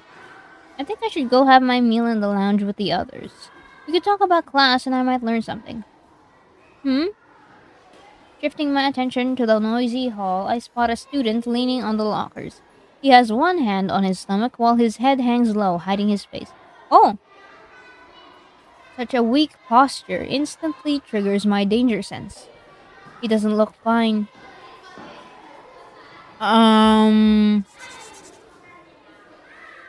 Let's see. We could ask him. We could check up on him. We don't need to help him right away.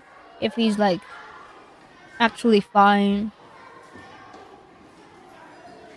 He has one hand on his stomach while his head hangs low, hiding his face. Is he okay? Do you have a stomach ache? Help the kid. Oh wait, we could bring him to the nurse's office. And we can meet the school nurse. I need to do something. Shaking my head, I rush over to him. Hey, you, I reach him just in time to catch his small body before his legs give out. Oh no! Surprised to be supported by my arms, he looks up. His face is pale as paper and his eyelids are heavy. too heavy to fully meet my gaze. Oh, we have an ad break. Hold on. Let's wait for a little bit for Twitch to come back to us.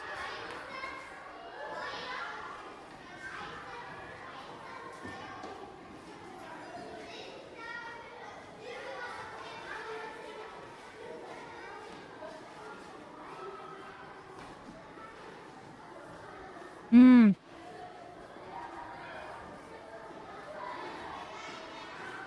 It's okay. I'm here now. What happened? My stomach. It hurts. Oh, that's not good. Trying to sound as calm as possible, I look around, noticing other curious students approaching us. You have a stomach ache? Is that it? Hold on. I need to act fast before this turns into chaos. Just bring him to the nurse's office. While juggling 1,000 thoughts, I suddenly remember something Thomas said yesterday. The nurse's office is at the end of this hall. I just need to take him there. Kid, can you walk? Yes. Then then come with me. I need to go to the nurse's office too. No, I'm choking on my food. Hold on, let me finish it up.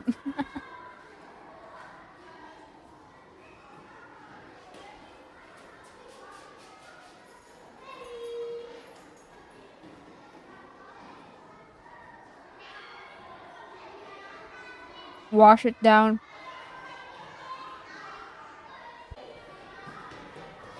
And don't forget to drink water, Mori. Yes, I will.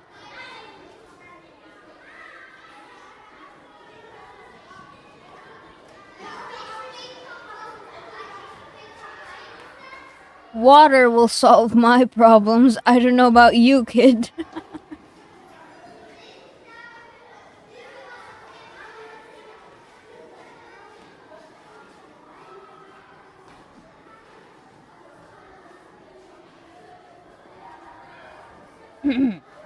Come with me. I know someone who can help you. Okay. Don't rush it. Let's go one step at a time. It's not like I drink 4 to 5 glasses of water almost every day. Wow. On the dot? You count like four to five? Exactly? With his arm slung over my shoulder, the kid does his best to shuffle along with me, down the busy hallway.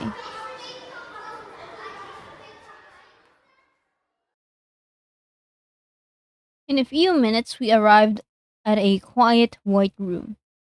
I pushed open the door and quickly helped the kid inside. This is a really big nurse's office. Excuse me, is anyone here? I call out, looking around for someone. The place is just as big as I imagined. There are a few beds, some medicine cabinets, and a lonely reception desk, but no one is here to help. With no time with no time to waste, I help the student lie down on one of the beds. Stay here for a bit. Okay. Trying to smile and look reassuring, I speak gently to him, unsure of what to do next. Did the doctor go out for lunch? Should I leave the boy all alone and go look for her? Look for her? I can't give him any meds, can I? Can I help you? Oh, interrupting my thoughts, a low voice calls out from behind me.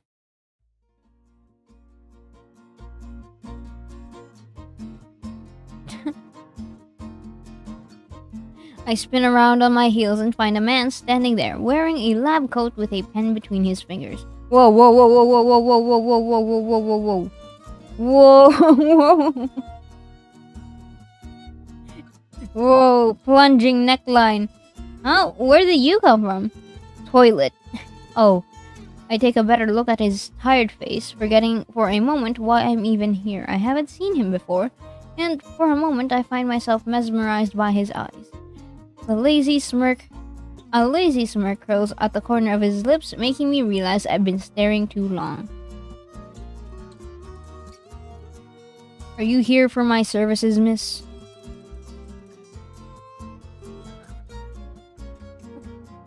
Wild! Huh? I see a little peak of a tattoo over here. Dang. Or maybe you're looking for someone else. No, I mean, yeah, I forgot about him. You Mori. Wait, are you the doctor? Yes, I am. Okay, then I need your help. Still holding a smile in his eyes, the man walks closer to me. Plunging neckline with a peak of a tattoo on his shoulder. Dang.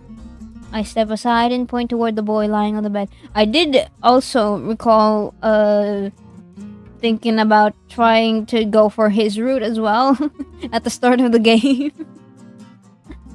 So potentially, maybe. I found him in the hallway. I don't think he's feeling well. Okay, let me take a look. I see his relaxed expression shift as he quickly moves to the bed. I just came back.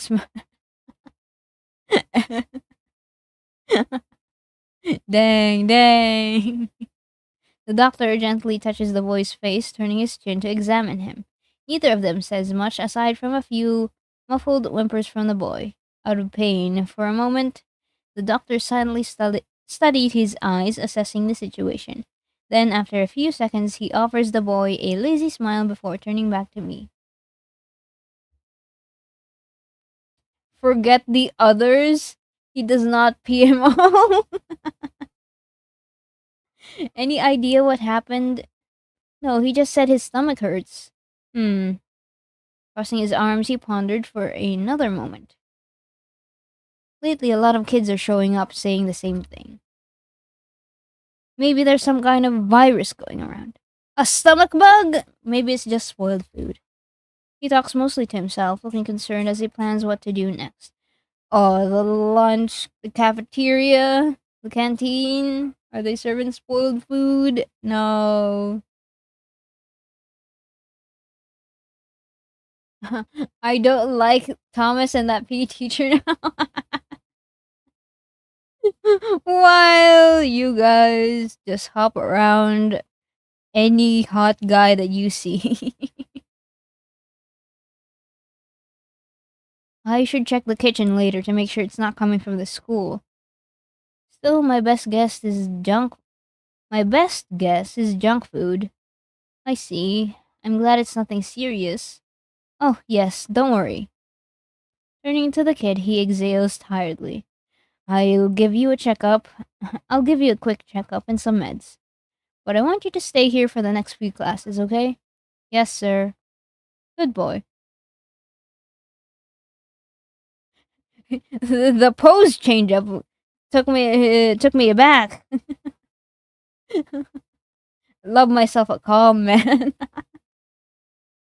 Himari. Turning back to me, he flashes a playful smile, assuring me the kid is in good hands. Thank you for bringing him here. Of course. I'll take it from here. Thanks, then I'll get going.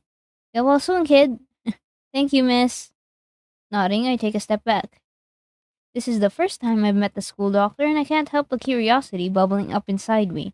I can't deny I wanted to stay a little longer, but since I knew I wouldn't be of any help, I decided to follow his instructions. I still need to eat something and get back to work. Blushing and smiling. No way. Okay, we had lunch. Now we've taught our next class. It was hard to stay focused on my work when my mind kept drifting back to what happened in the nurse's office. Finding the boy in the hallway was already surprising, but meeting the doctor was even more so. I don't know why I expected the doctor to be a woman, but that made my reaction even stronger. Usually school doctors are women. So I think you had a valid assumption. I would say usually, most of the school nurses that I've met were women, so that's usually what you would expect from school doctors. I noticed that he looks a little sloppy, but he also seems experienced, like he knows the kids better than I ever could. Thanks to all the questions running through my head, I am now walking back to that room to check on both of them. I hope I'm not bothering him. Come in. A lazy, low voice calls out from inside. I glance at myself, making sure I don't look as eager to see him again as I feel. Hannah! Hannah! Also, if characters have light dark hair, you will know I will Okay, L.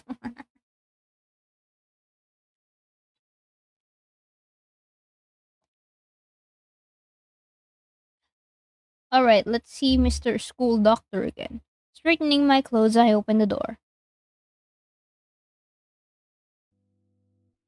As I walk inside the room, I find the man sitting at the desk, reading papers as he bites the tip of his pen. He raises his eyebrows when his curious eyes meet my awkward face. A smile blooms on his lips as my cheeks blush at the sudden eye contact. Embarrassed, my gaze darts at the bed from before, only to find it empty. Oh, hello. It's the sweet girl from earlier. Whoa! Whoa!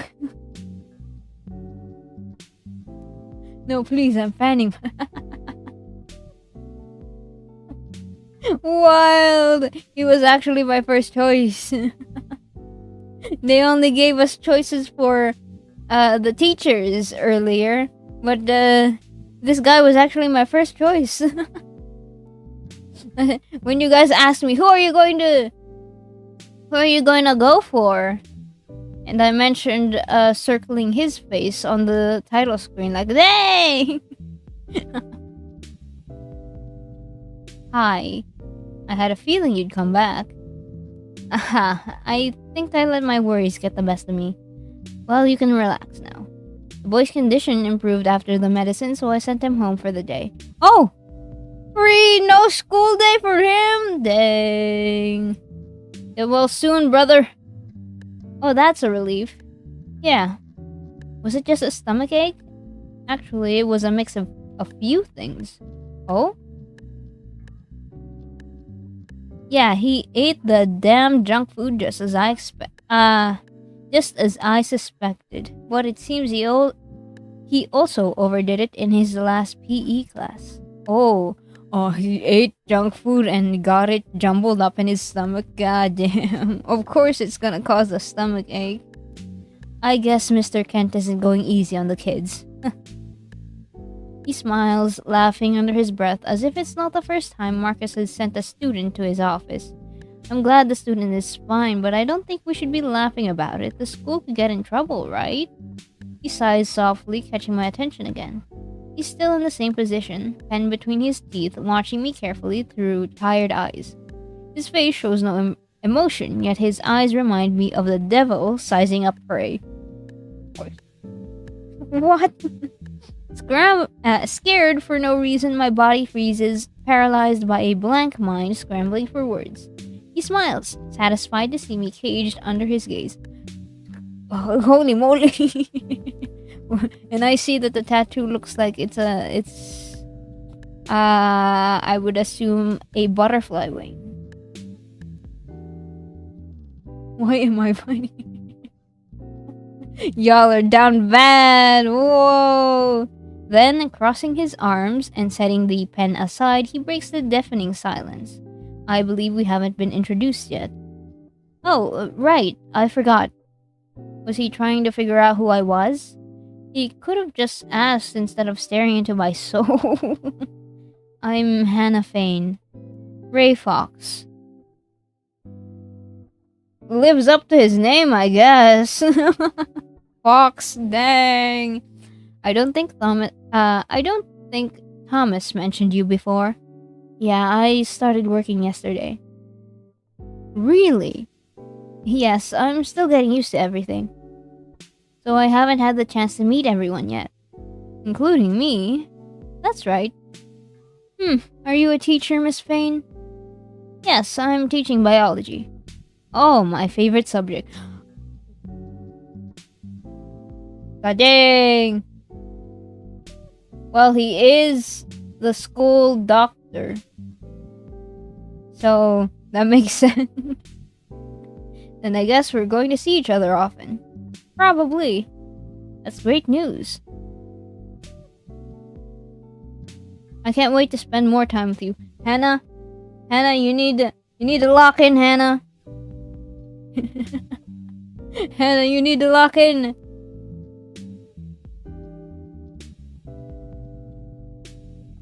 Hey, Mr. Fox, I could teach you some. Dang. They're going wild in the comments, in the chat. I can't wait to spend more time with you.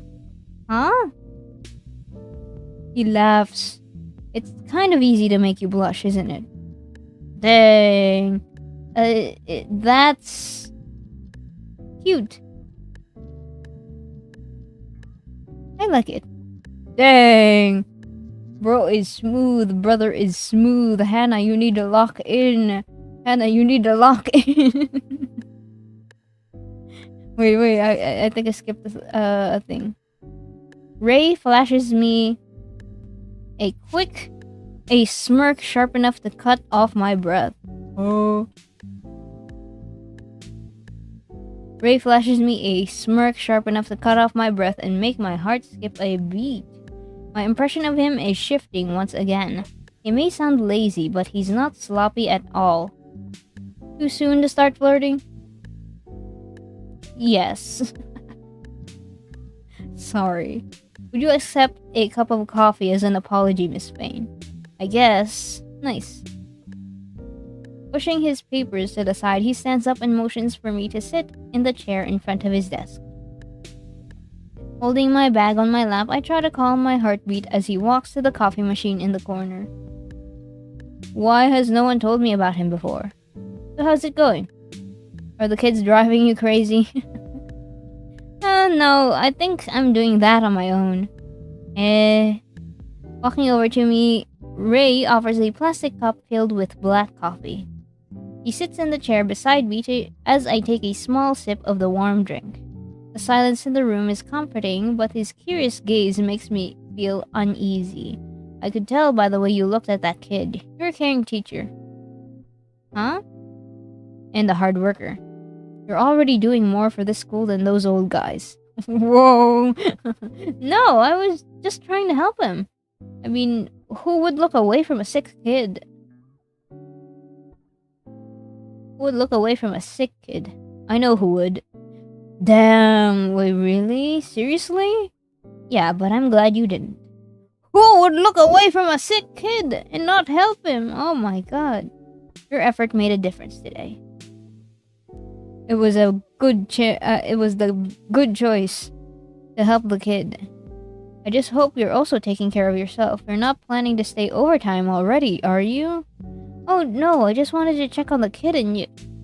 I mean, I was just going home. How nice of you. This must be some kind of special skill of mine to turn every situation into something awkward. Damn. Feeling sweat forming on my forehead, I shift my gaze toward the bed across the room. Ray, on the other hand, keeps watching me with a playful smile on his lips. But since everything is fine, I think I should get going. Christy must be waiting for me. She can wait a little longer. Dang. Alright. She would tell me to stay. At least finish this cup with me. Oh, right. Let me just text her. Sure. Grabbing my cell phone, I decided to send a message to let her know where I am. Hello, welcome back, Neil. Anything for you, sir. Damn, everyone is simping for this man. Yeah, we're telling Hannah to lock in. She needs to lock in for this one. However, before I can type anything, I see notifications of her text from 30 minutes ago. Darling, I'm leaving early today. My boyfriend called. I'm going to pick him up at work. But I promise I'll make it up to you tomorrow. Alright. that works for us. What's wrong? Looks like I'm not in a hurry anymore. Christy has left early. Oh. Guess I'm walking home tonight. You don't have a ride? Man. Then maybe I should offer you another cup. Thank you. But I should get going before it gets dark. I can give you a ride if you want, but you'll have to wait for me to finish some notes. He's offering us a ride? To get us home? Are we going to show him our address already on the first meeting? Dang. We're already letting him know our address? Dang. I don't care if he kidnaps us. No way. Let's see what I missed. You missed a lot. No, it's okay. I don't want to bother you. It's not a bother at all. Finishing drinking, I toss the cup in the trash, standing up as his keen eyes follow me. I can't go home with someone I just met. True. Don't do that. Don't do that in real life, guys. Come on. No, it's fine. Wild. We're getting wild. I don't live that far from here. Are you sure? Yes. Thank you for the coffee, Mr. Fox. I dropped the formality. Just Fox is fine. Okay. Not even Ray. Okay, there's still like some amount of distance that he's placing between us. Alright. I'll try. If I can't change your mind, then let me at least give you my number. Whoa. Okay. How? Why? It's getting late for a lady to be alone on the streets. Said it yourself. Oh. If anything happens, just call me. Oh, dang, alright. Reliable. After teasing me so much, I wasn't expecting our last interaction to be so sweet. Instead of saying something flirty, he's trying to make sure I'll be safe. The teasing! The teasing!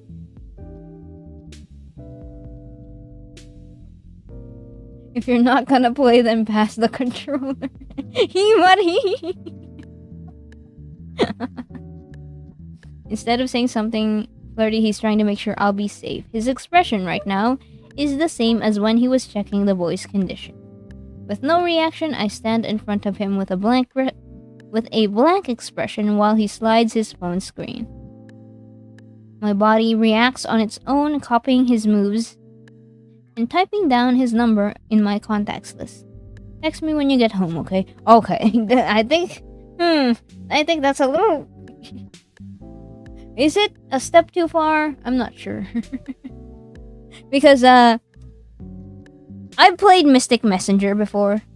And these are the types of things that they say to you in the chat rooms. Like, have you eaten? Did you get a good night's sleep and stuff like that in Mystic Messenger? Like, is that too far? Maybe not.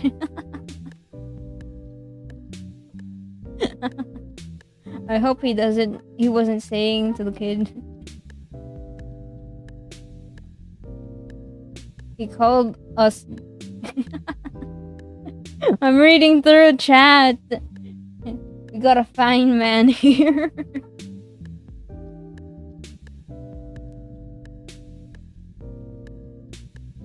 I hope he wasn't saying that to the kid. He was saying that to the kid. I'm going to break your illusion, Mori. He praised the kid for being a strong champ, for taking on the stomachache like a champ. I'm being honest, this is definitely too far. This is like a red flag, but based off this game, they make a lot of things bold. Kind of a red flag, but this isn't real. This is fictional. So yeah, yeah, wow! Amazing, incredible. Since this isn't real, wow, amazing, incredible, wow, wow. Hey, Fox Boy. praise praise Hannah too. Praise us too. Come on. The voices in Hannah's head demand you to praise them. Okay. Uh, See you tomorrow, Hannah. Oh, already? Not even a Miss Spain? I don't know, Hannah. I'm starting to doubt it. Hannah, I'm sorry I told you to lock in, but like I'm starting to doubt it. Maybe he's too forward. He would definitely cheat on us. What? I don't know, man. Is he the type of person to do that? I'm not sure. We don't really know him that well yet. He didn't mean to embarrass me now, yet my face is burning and my heart is racing in my chest. Nah, I like him. In-game. In Minecraft. Giving him a short bow, I take a few awkward steps backward until I reach the door. The last thing I see is his mischievous smile before running down the halls. Wild! Oh, we're home! The walk back home felt so good. It helped me calm down my heart and take away all the exhaustion from the classroom. Throwing myself on the couch, I close my eyes, giving in to sleep. I'm about to hit the the sweet stop of dreamland when Ray's face flashes behind. He haunts the narrative. Chat, he haunts the narrative. What do we do? Why is he haunting the narrative? Oh gosh, I almost forgot. Yeah, we need to text him. We need to text him that we got home. I don't know why we agreed to that, but pulling my cell phone out of my bag, I open the message screen. The last message is still there as I nervously think about what to say. Saved. Just hey? Get straight to the point, lady. Come on, I got back home.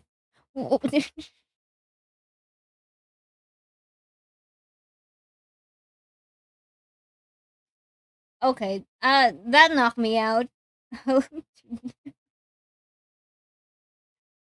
I like his profile picture though. It's cute. But Hannah, come on. Have a little bit of dignity. What the smiley face? Oh man. I'm home. Feeling my face burning, I stare at the screen for a few seconds. Maybe he's a sly but softy type. I hope so. There's no sign of activity for a moment until suddenly he starts to type. Oh no. No, he wasn't supposed to be online. What do I do? Good, now I can go back to work without worrying. You're still at work? He was worried. Hannah, lock in. Hannah, we gotta lock in. I can't believe it. Hannah, we gotta lock in. Sorry for the trouble. Bow. Bow. It's okay. I'm glad you're safe. Smiley face. Have a good rest now. I hope to see you tomorrow. Me too! Oh, Hannah, not that locked in. Come on. Lock in, forget that art teacher. He was a passing fancy. He was never. We were never meant to pursue him. Ray was the original.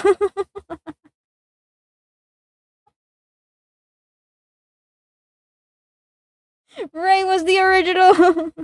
He was my first choice. Hannah. I told you to lock in, but not that locked in. Me too. See you tomorrow. Good. We could have just said see you tomorrow as well instead of a me too. There was an art teacher. You'll get to meet him eventually. There's only 6 teachers at the school. We'll encounter him again. Good. Have a good night, Hannah. Damn.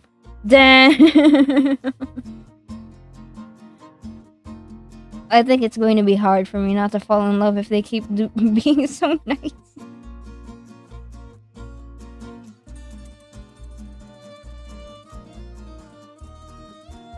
Ugh.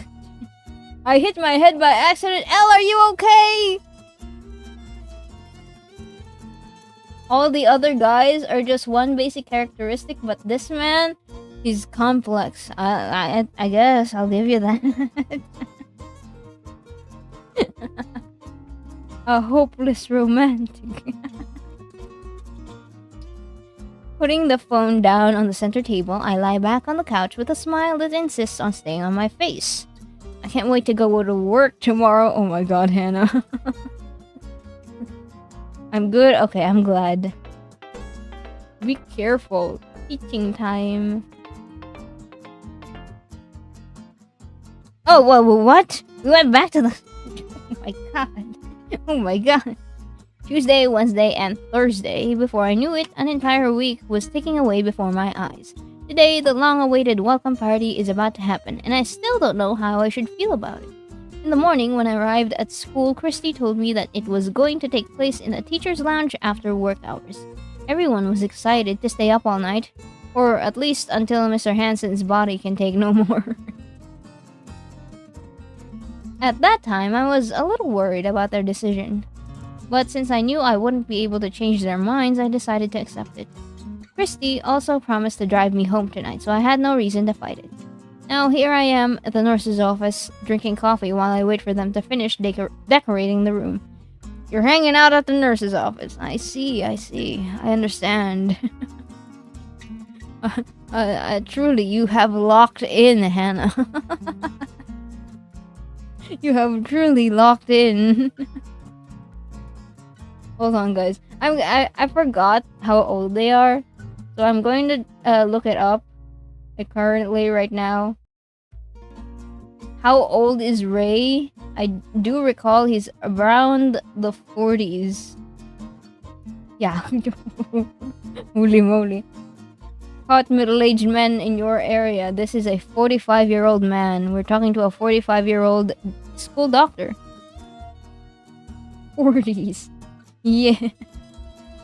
I wasn't kidding when I said middle-aged teachers in your area. Middle-aged men in your area. They could at least let me help. Huh, that's how they are. The always nice teachers. I'd be surprised if they even let you near that room. Storing new boxes of medicine in his cabinets, Ray talked to me in his usual sluggish voice. I'm glad he's here so I don't have to spend my afternoon worrying about the whole party thing. It's not like I'm nervous, but since I don't do well with social events, I'm a little worried about the outcome. How old is Hannah? Hannah is 30. Hannah is 30 years old. A newly appointed biology teacher at St. Lucia. I don't know how to make friends anymore. It's strange how everything sounds either too easy or too awkward at my age. Don't worry too much about what they're doing. I'm sure the room will look the same in the end. True.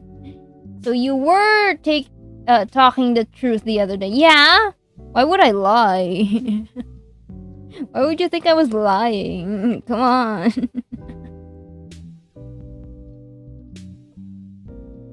I hope so. By the way, did they force you to stay here with me? Of course not. This is my office. I'm here because I want to be. Really? Miss Fane, do you think I'd lie about wanting to spend some alone time with you? Wild! Wild! I don't trust you just like I don't trust this dog. Well, with a name like Fox, I don't think he'd be trustworthy. Bro, I'ma be so for real. Hannah doesn't look a day over 25.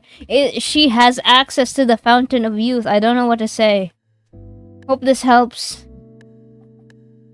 She drank from the fountain of youth. Hope this helps.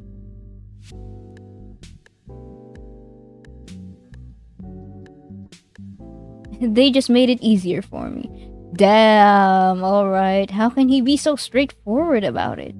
But I don't think I hate this feeling. It's good to have you here while I work. Huh?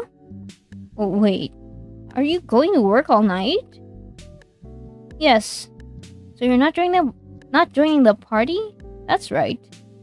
For a moment, I just let my gaze rest on his face with no words to say. Even though I was nervous about the party, I was still looking forward to having everyone there. It's almost 5 p.m. I know! There's only 20 minutes left. Let's make the most of it. I was still looking forward to having everyone there. You should come to the party! Come on, you're part of staff. I feel disappointed to hear it.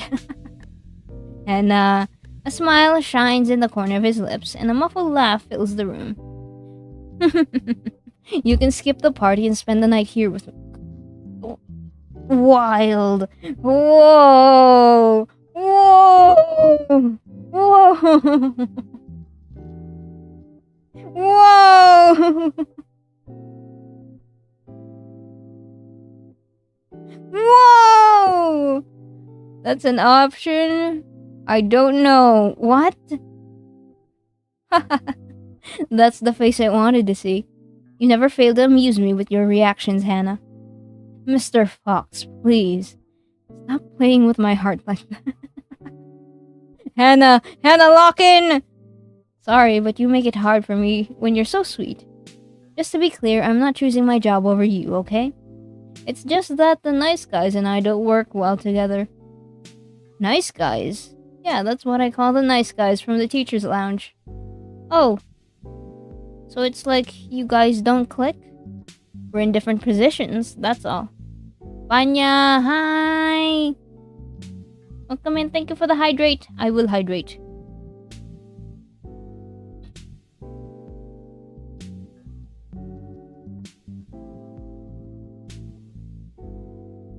Good afternoon. We're playing a dating sim, and currently we need to lock in and try to romance this guy. He's everyone's been going crazy about him. Keep your guards. All right.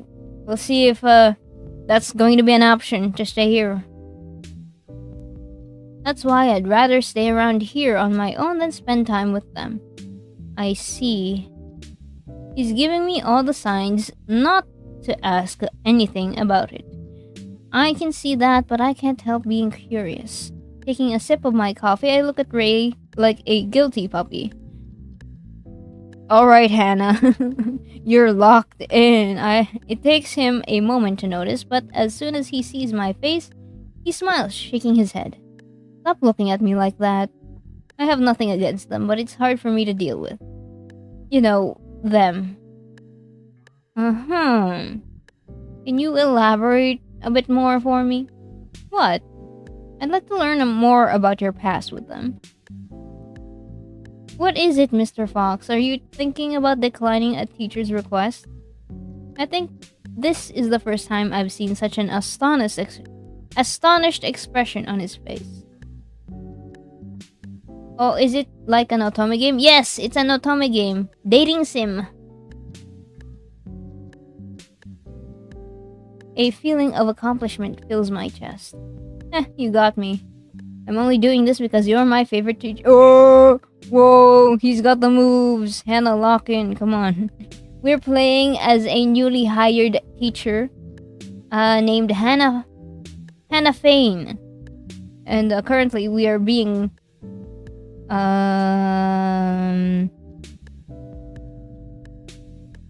flirted by the school doctor. This man is so straight up true. True. I've been having a blast playing the game so far, though. It's really fun. We're like, wow, he comes on strong. Leaving the boxes on the floor, Ray sits on his desk in front of me.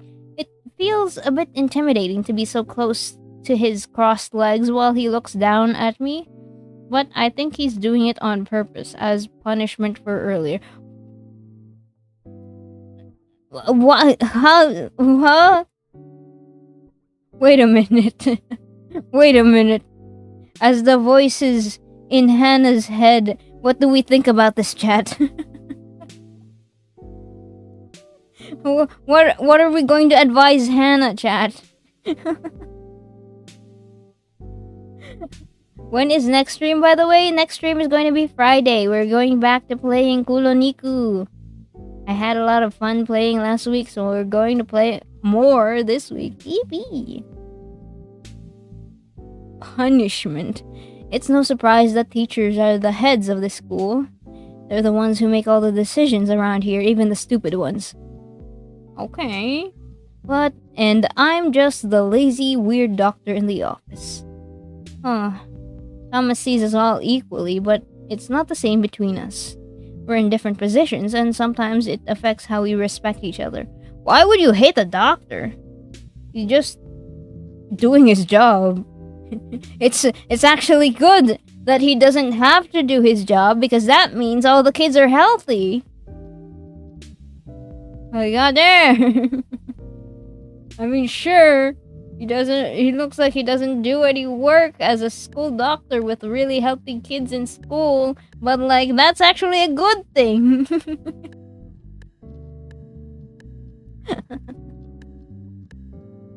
That's actually a good thing.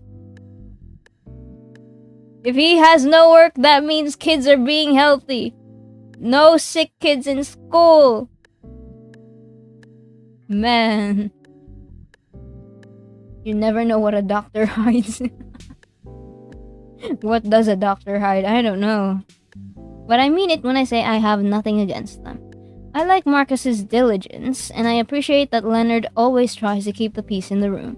But then there's Edgar and Christy, which I don't think I need to explain further for you to get my point. Not at all. How about Mr. Hansen? That guy's a bit different. You could say we have a past. Okay, a past? Were you ex-lovers? I'm starting to get a picture now. Were you ex-enemies? What happened? Can I get the tea? Spill the tea, sis. You're probably imagining too much. Lars, Thomas, and I used to hang out all the time. They were friends? You call him Lars? Holy moly! He has a nickname for Lawrence? He has a nickname for Hansen?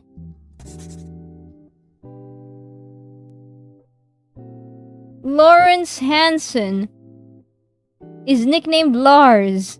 That's wild.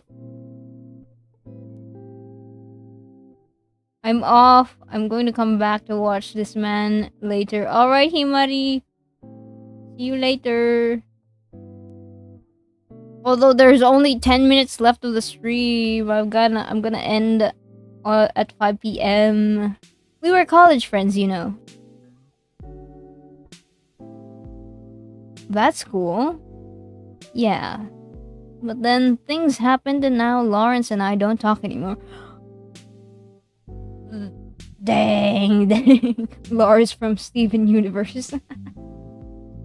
They have beef. Oh my god.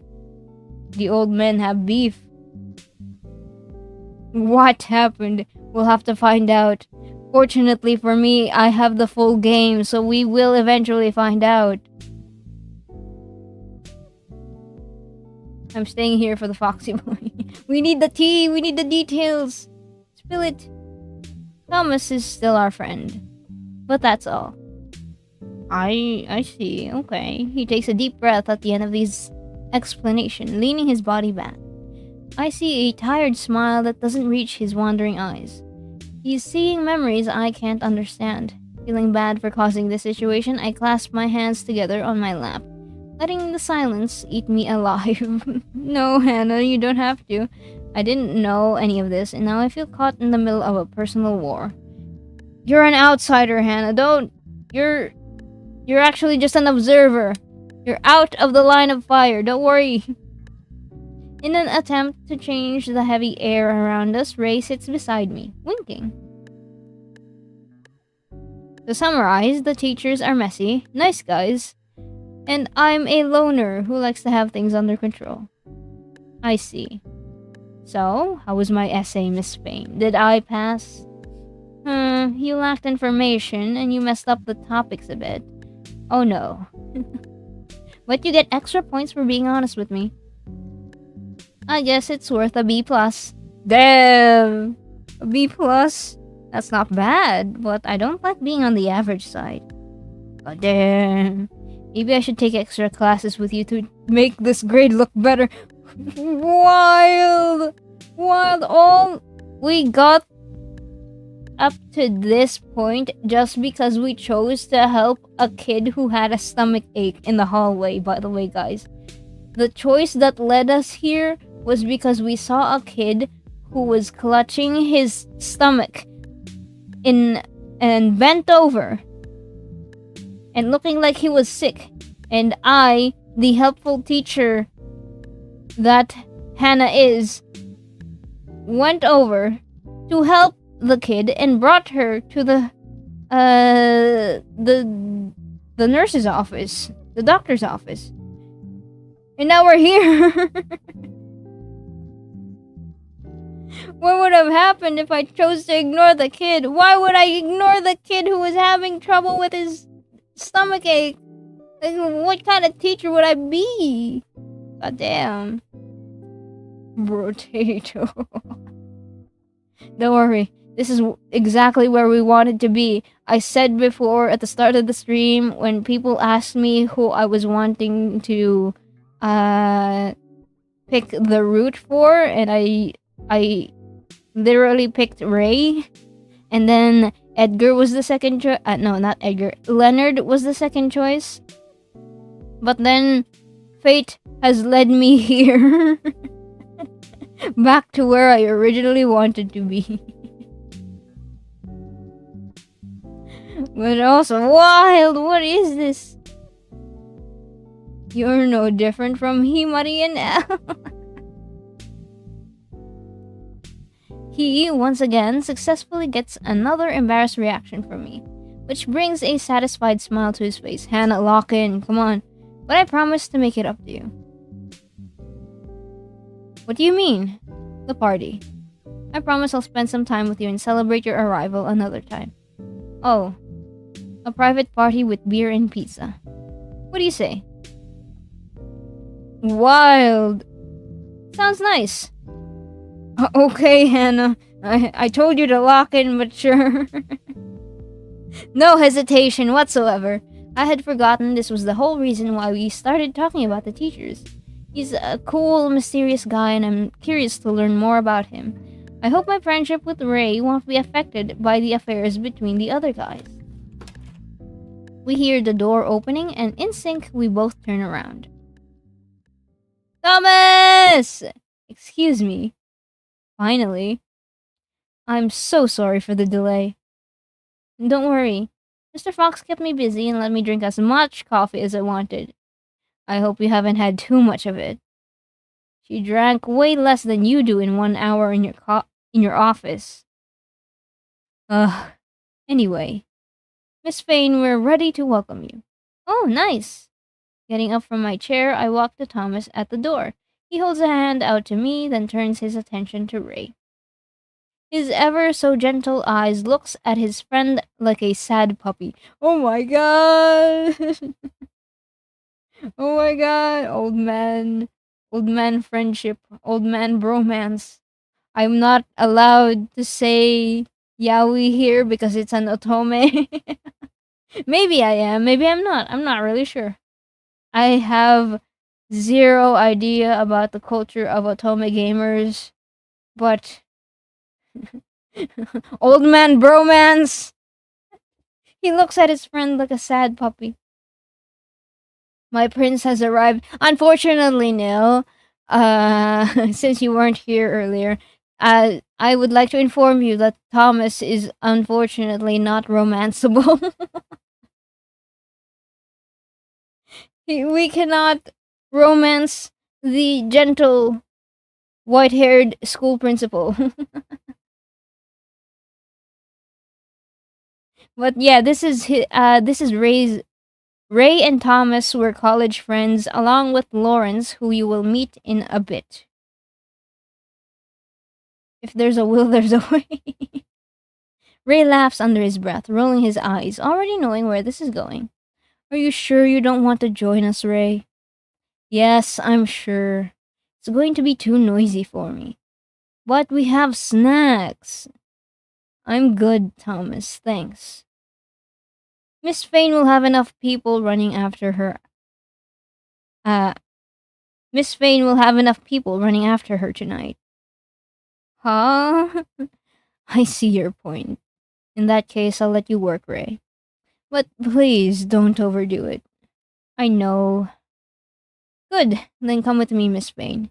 They're all waiting for you. Okay, see you later, Mr. Fox. Yeah, have fun. Feeling butterflies dancing in my stomach, I followed Thomas to the lounge, letting Ray go back to his work.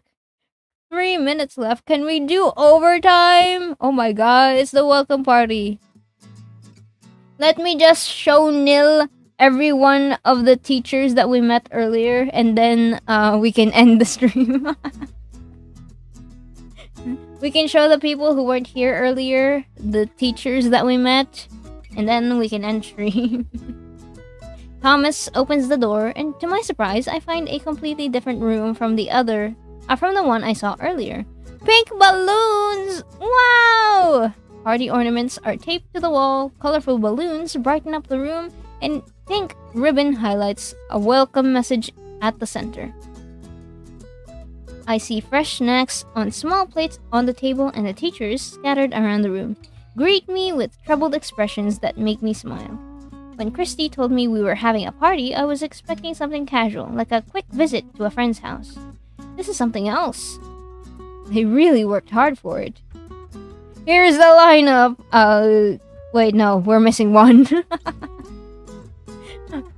We cannot. This is our bestie. This is Hannah's bestie. Christy, the girl here, and then this is Principal Thomas over here, the white hair, and then the other folk. These are the 3 teachers that we met earlier. Shoving papers and other stuff to the side, the teachers walk closer to me, pretending to be done with their work. Hey, I'm glad you're still here. I thought that weirdo would scare you home. Okay, sure, I'd see how you would call him a weirdo. Of course not. Mr. Fox was nice to me. Really? That's good, I guess. Yeah, and sorry we were taking so long. Right, this is, the one I'm circling on right now. This is Edgar, and this is Leonard. The guy with the glasses is Leonard. The guy with the beard is Edgar, and the guy with purple hair is Marcus. Don't worry about it. Seeing the room now, I can understand your reasons. Oh no, you don't. Oh no, you don't. Huh? It's all Edgar's fault that we were late. That's not true. What? Are they pointing blame? Are they blaming each other now? Damn. This is a mess. These teachers are a mess. You guys couldn't decide where to hang the decorations too. And you were shaking the ribbons everywhere. You even ripped off a few. It was an accident. And you also messed up the words on my panel. I was forced to throw it out. I agree with him, Ed. The room was supposed to look better. Now it looks like a kid's party. Leonard, I like his it's pronounced Leonard, but it's spelled Leonard. Leonard. Like Leonardo without the O. And also it sounds like a nerd. But yeah, Leonard over here was my second choice. And earlier, they actually made me pick between the 4 teachers that were available. We sure this ain't a model room?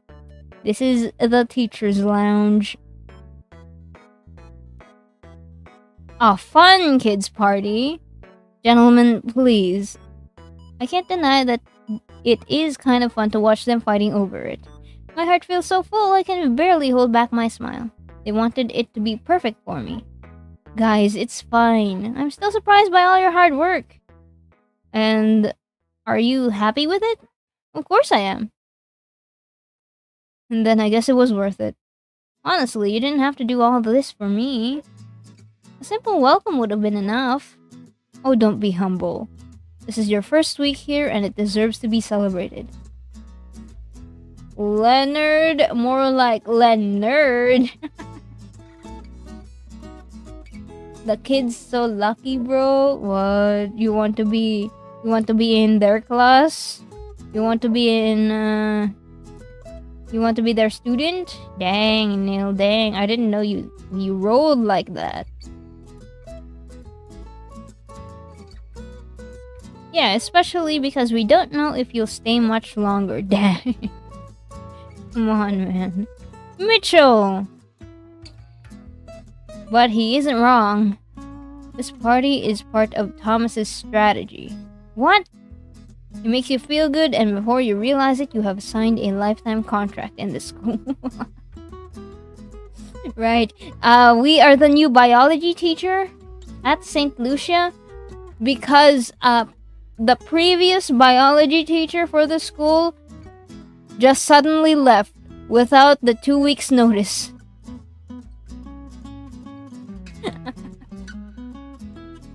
I'd cause so much trouble just to see Principal Thomas. Oh my god, you and Elle said the same thing.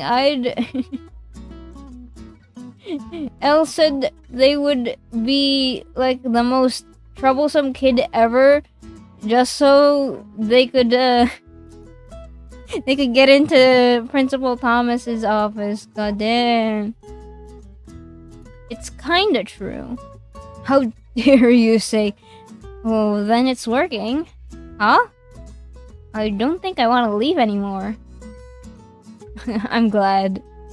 Alright, enough talking. Let my girl have some fun. She was looking forward to some drinks all week. Christy. Wait. Tell me you know how to hold your alcohol. Yeah. Good. Interesting. Then let's have a drinking competition. Why? I don't want to. Please, don't. Mitchell! Huh? The cell phone rings, stopping the discussion right on time. Everyone quickly looks for it in their pockets and bags, but soon we all stop just when we see Thomas raising a hand. It's mine. He carefully reads a text message on the screen while everyone else waits. Suddenly, Thomas's bright expression fades away, making us worried. What's wrong? Looks like my son got hurt at school. Is he alright? You have a son? Chad, he has a son! Mr. Thomas has a son! Wait. I was looking for a wedding ring. Is he alright? For the first time since I arrived, I hear Mr. Hansen's voice calling out for Thomas. Yes, I don't think it's anything serious, but I'm going to take him to the hospital. He has a son! And also, Lawrence is here. I didn't realize. God damn.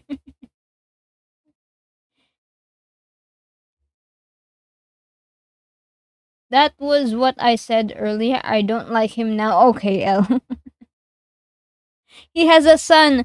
However, we looked at his hand. He doesn't have a wedding ring.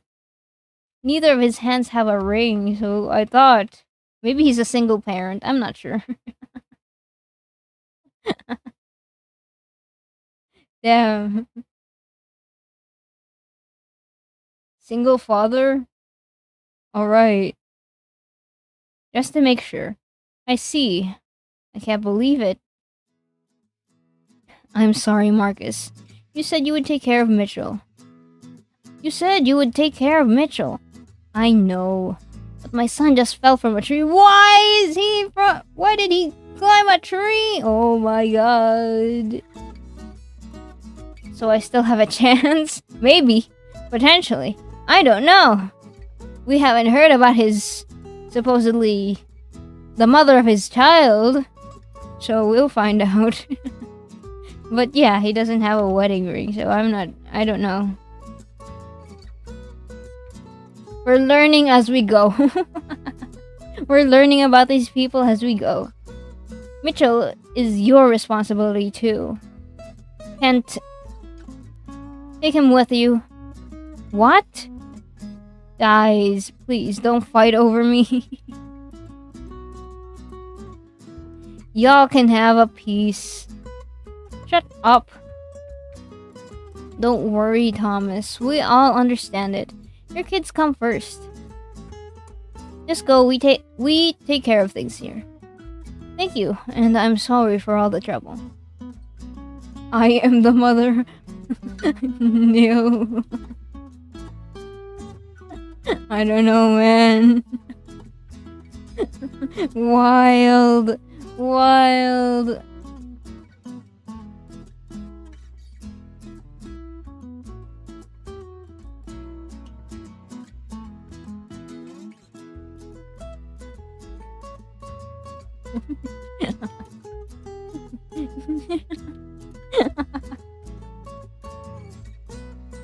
Wild.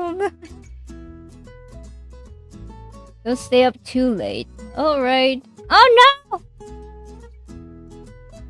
Okay, there. I misclicked something. Sorry, guys. Oh, whoa. Whoa. I hate it when this happens with my Windows. Okay. Best wishes to your child. You better make it up to me. Get away from me, Mitchell. Thomas runs out of the room, leaving us behind. Edgar and Marcus fight each other a little longer, but soon everything goes back to normal. After all the discussions and greetings, we are finally off to party. Soon everyone moves apart, looking for what suits their taste better. Some walk to the corner to relax, while others go for a beer and snacks. Setting my bag aside, I walk over to the center table. Snacks are too tempting for my empty stomach to resist. Yeah, snacks!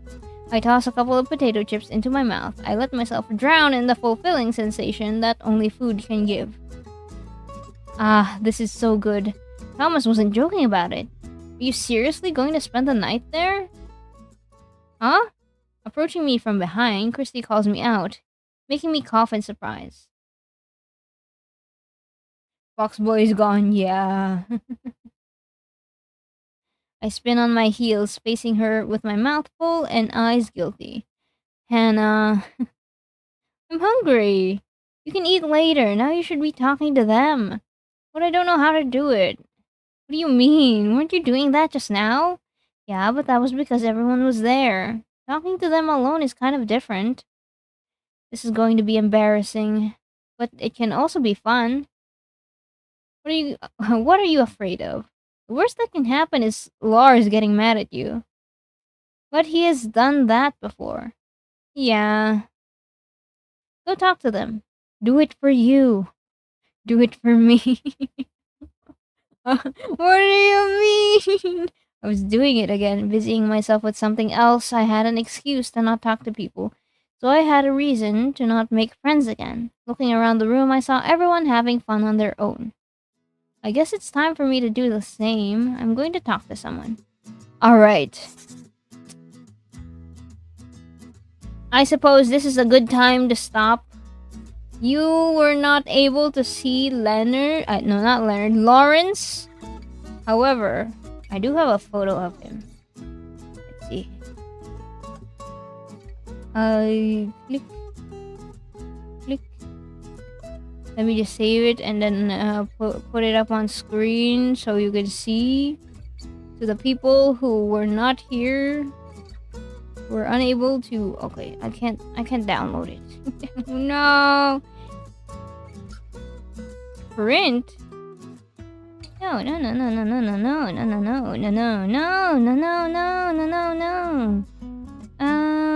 Let me get the photo. Come on. I need to show the game. This is available. This is available on Steam. It recently released with a 20% introductory discount. Go and check it out. Hold on, let me actually share the Steam link so you guys can check it out yourself. If you've been enjoying it so far and want to play it for yourself, here it is, available. Let me find the photo of Lawrence so you guys can see. Copy. No.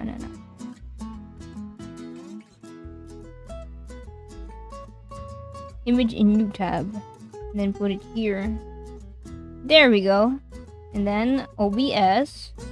I put it here. Get flashbanged. No? Huh? Why is it this thing? PNG? Yeah? That won't break the file. Surely. Okay, there. Neil, hold me back. I have so many pics of Ray. But yeah, here is Lawrence Hansen. The fellow... wait, no. He's 48 years old. And I thought Ray was the oldest, but no. Lawrence is the oldest, I think. Let me check again.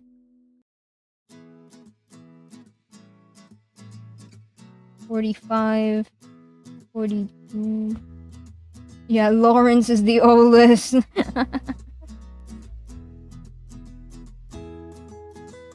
Yeah. And we are the youngest, I think. 30 at 30 years old. Don't worry, I've got my own pics to hold you. Yeah, that was Lawrence. And now I'm going to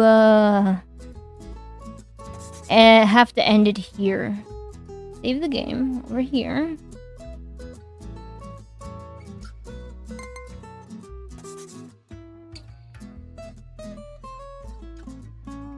There we go. Alive. Himari! I was just going to end stream! Have we made out with him yet? No, we haven't. We're at the welcome party. And we're about to pick and choose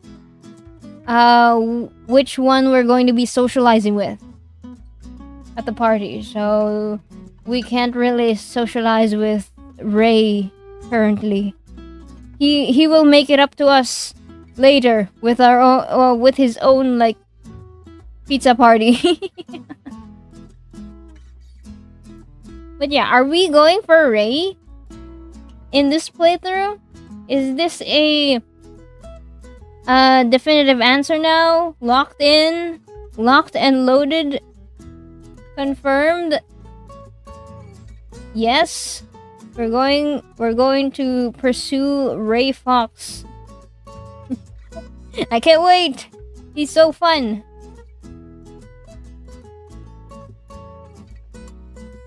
Alright. I have saved, right? I have saved. I have already saved. Yes? Yes. Okay. Now, with that saved, Sculpting head. Hello, Valencian. Hi. I don't know what's going on, but yeah, go for it. Okay. We were playing a dating sim called Teachers Love and Passion. With Love and Passion. And this is a game where you can romance hot single middle-aged teachers near you. But we're not trying to romance the teachers this time. We have made the choice to go for the school doctor. Which was basically my first choice anyway. You're not a student, are you? No, we are playing as the newly hired biology teacher at the school. So we're also a teacher. We're a fellow teacher. Fellow teacher who is 30 years old, named Hannah Fain, the shady doctor of all picks. Well, I didn't know anything about the characters when we were at the menu. Let me head to the menu actually. Yeah, we saved. Here's like, this was this was the amount of information that I had about these characters, just their looks, just what they look like.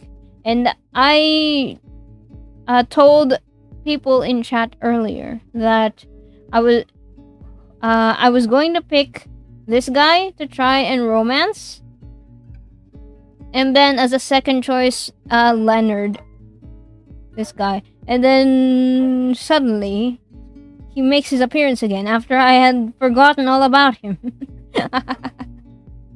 Like, oh dang, my first choice, he's back.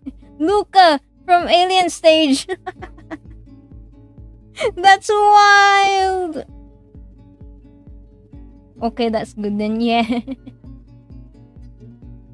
Luca from Alien Stage, whoa. But yeah, I hope you guys enjoyed playing with me through this wonderful, wonderful game. Thank you again to the developers for providing a Steam key for me to play it on stream for you guys. If you would like to play it for yourself, please check it out. The link is in the description of the YouTube video, and I also sent it in chat earlier. So if you scroll up, you can find the Steam link to the newly released full game of Teachers with Love and Passion. This also includes a beach DLC. So they got a beach episode that we can check out after we play the main game. I will be playing through a full playthrough, a full route of romancing Ray Fox. So after we get that completed, we can go and check out the beach DLC.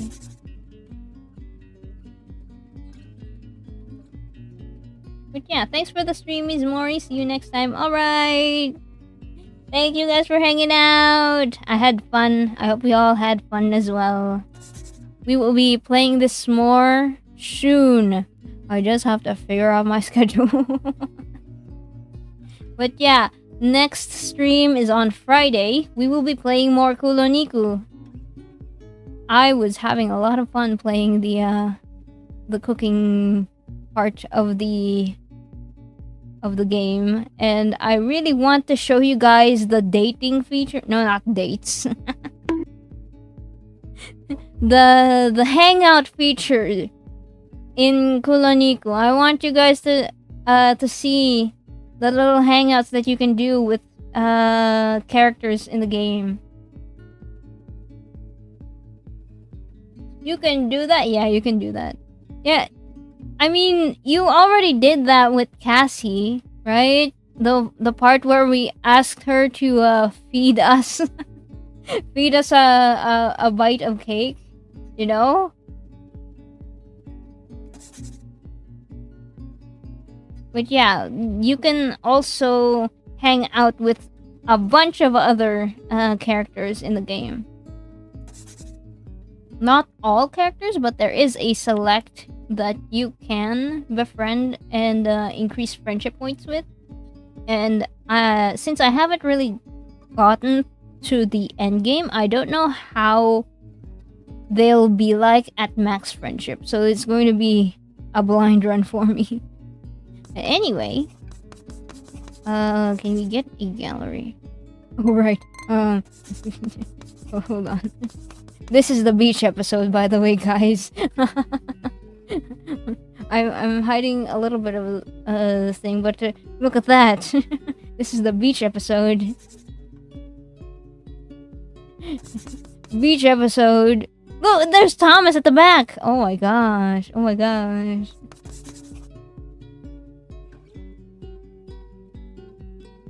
There we go. We have the collection of CGs for the game.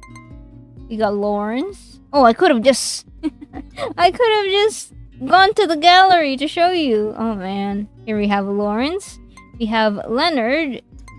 We have Marcus, Edgar, Ray, and some secret illustrations as well. I'm looking forward to maybe unlocking them potentially. Ray is better than Thomas. Okay. That Thomas at the back. Return. Let's go then. There, Thomas at the back.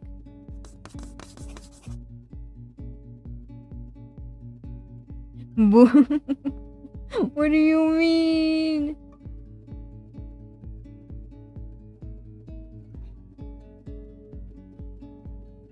Yeah, so this game has the beach DLC. Incredible, amazing, astounding.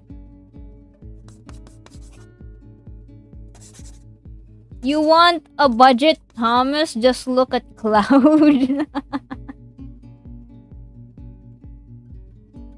If you want a budget, Thomas, just look at Cloud. Ray, sad face, Ray, sad face. Go look at Cloud.